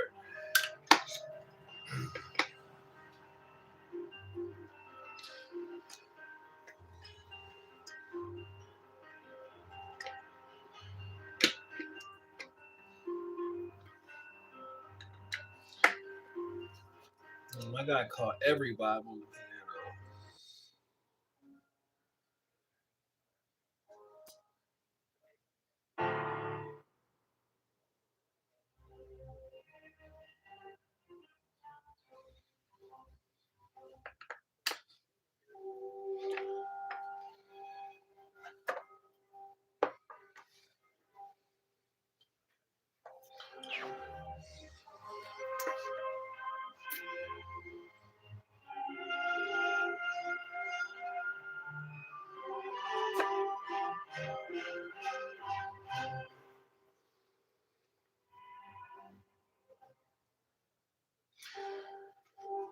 So if there's anything I could critique, I kind of wish that the wheels were just black and silver like this.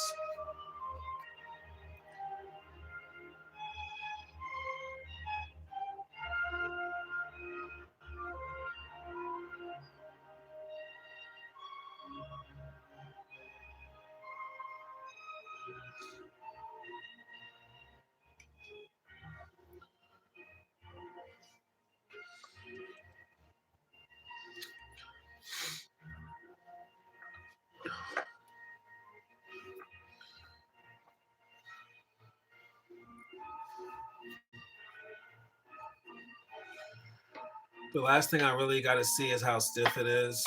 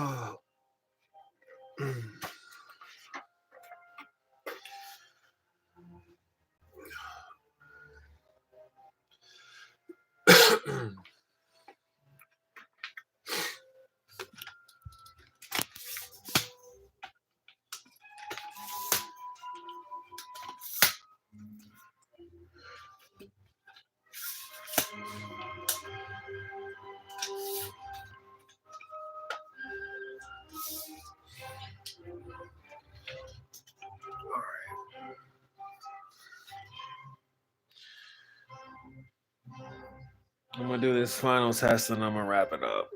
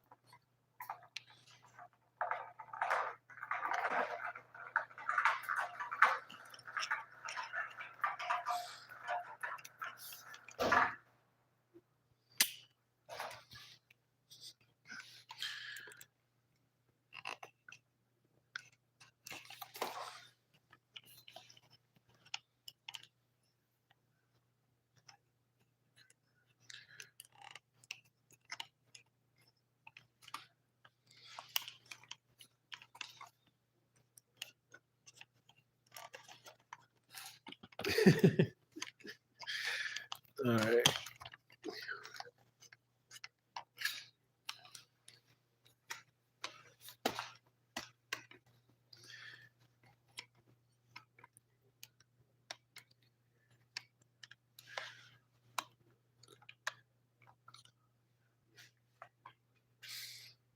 All right, watch out. So Mook cannot handle skateboards.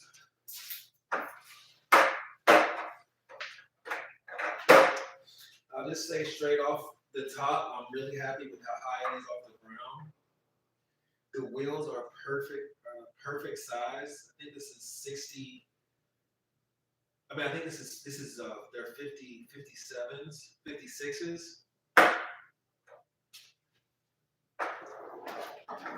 It's perfect.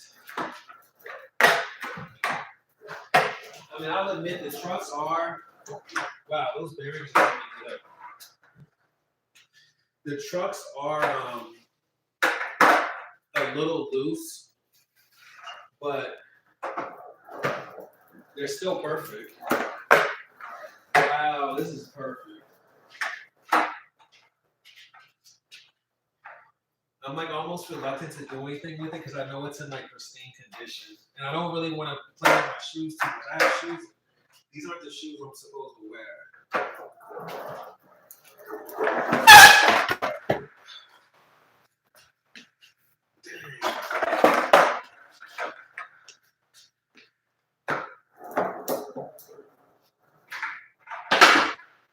The wheels are a little too new right now. The wheels are a little too new and this floor is a little too smooth.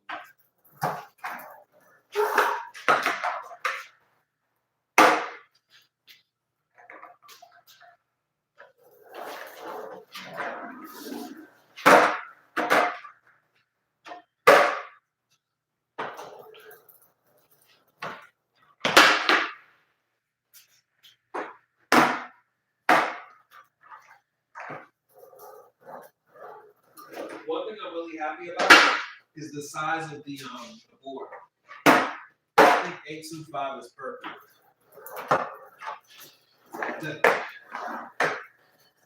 The trucks need to be tightened up, though, that's for sure.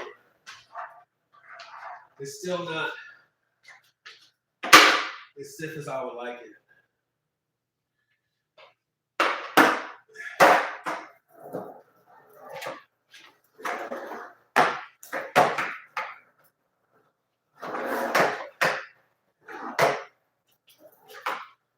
Yeah, it's super loose right now. Especially the more I break them, especially the more I like try to break them in. But see, the thing about the way the trucks are right now is people will really, I mean, this is pretty much normal. If I can, without tightening them down, they're pretty good. Man, these bearings are way faster than I was expecting. The board is a little bit heavier than I thought it would be.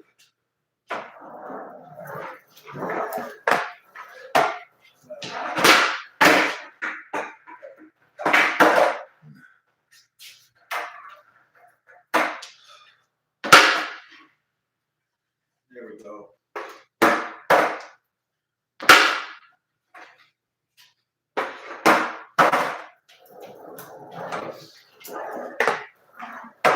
Wow, I'm so happy with that.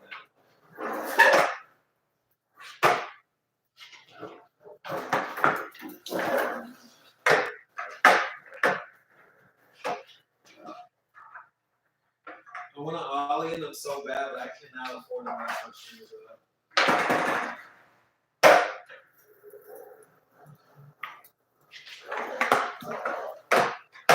But what I'm most happy with the board is the size. 825 is the largest board I've skated.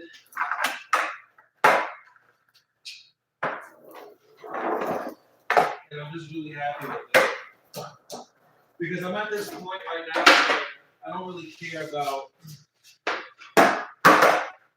the ease of flipping the board.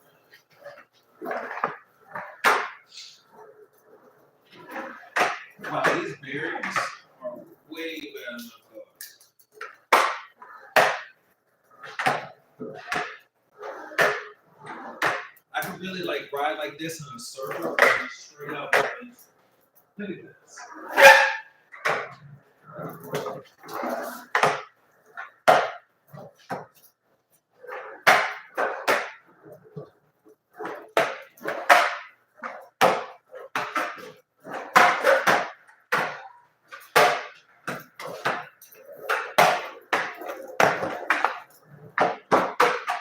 I'm picking up speed, which is kind of blowing my mind a little bit.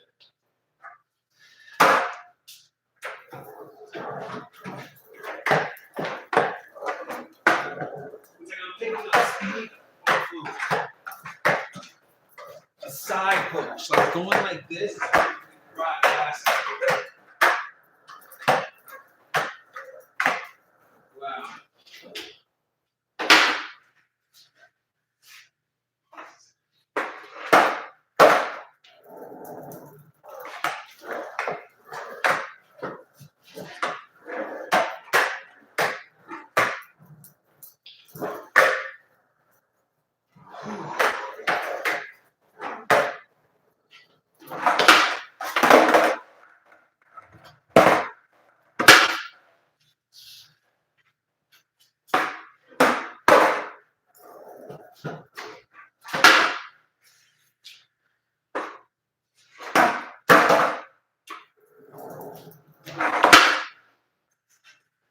Yeah, this is it.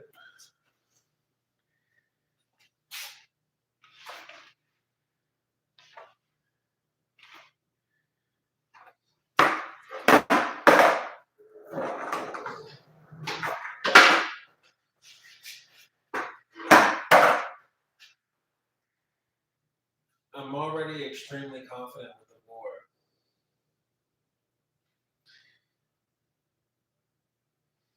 Everything is exactly what I could ask for. The how concave it is, the hardware, the wheels, the trucks, the spacers. They're not even just considered spacers. They're considered to be soft risers, which is perfect.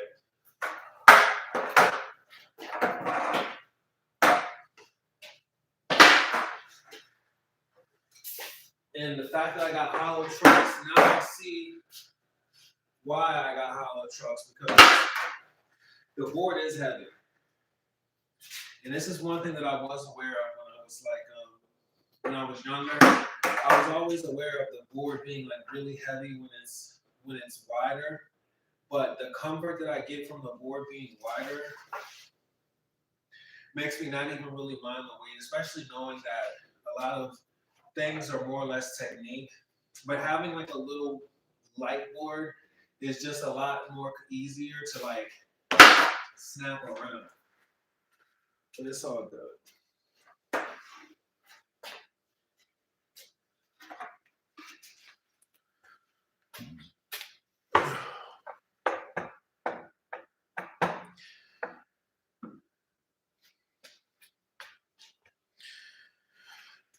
Oh, I'm gonna go check on these tater tots and I'm gonna wrap this one up.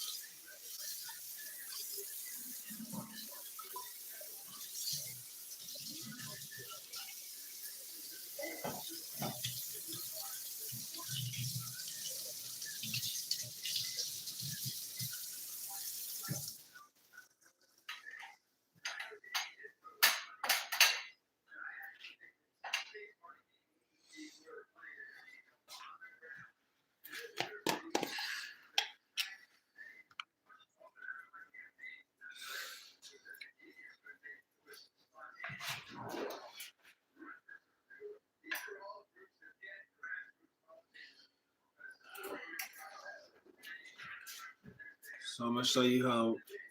I'm gonna show you how. I'm gonna do this and I'm gonna wrap this up.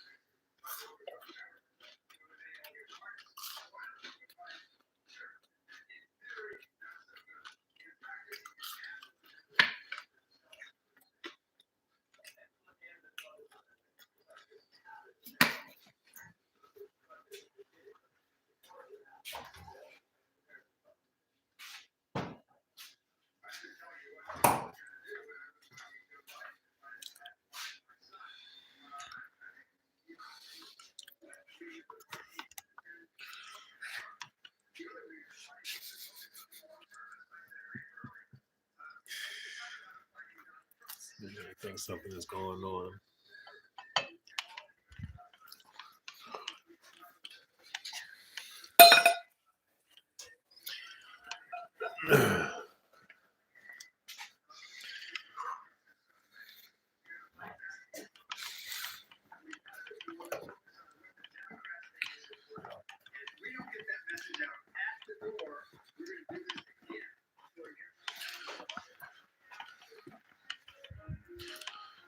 Whew. So I'm going to show you this space where it all goes down real quick.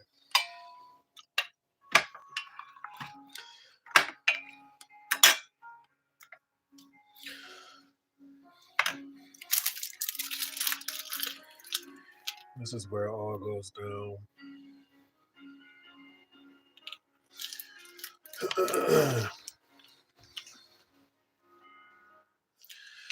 Let me show you my phone really quick.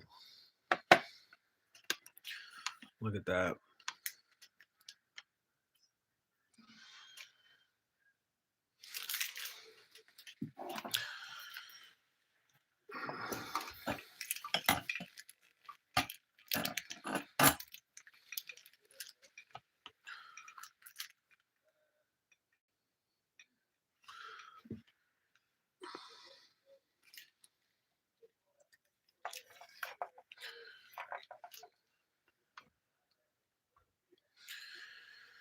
Anyways, that's going to be it for this one.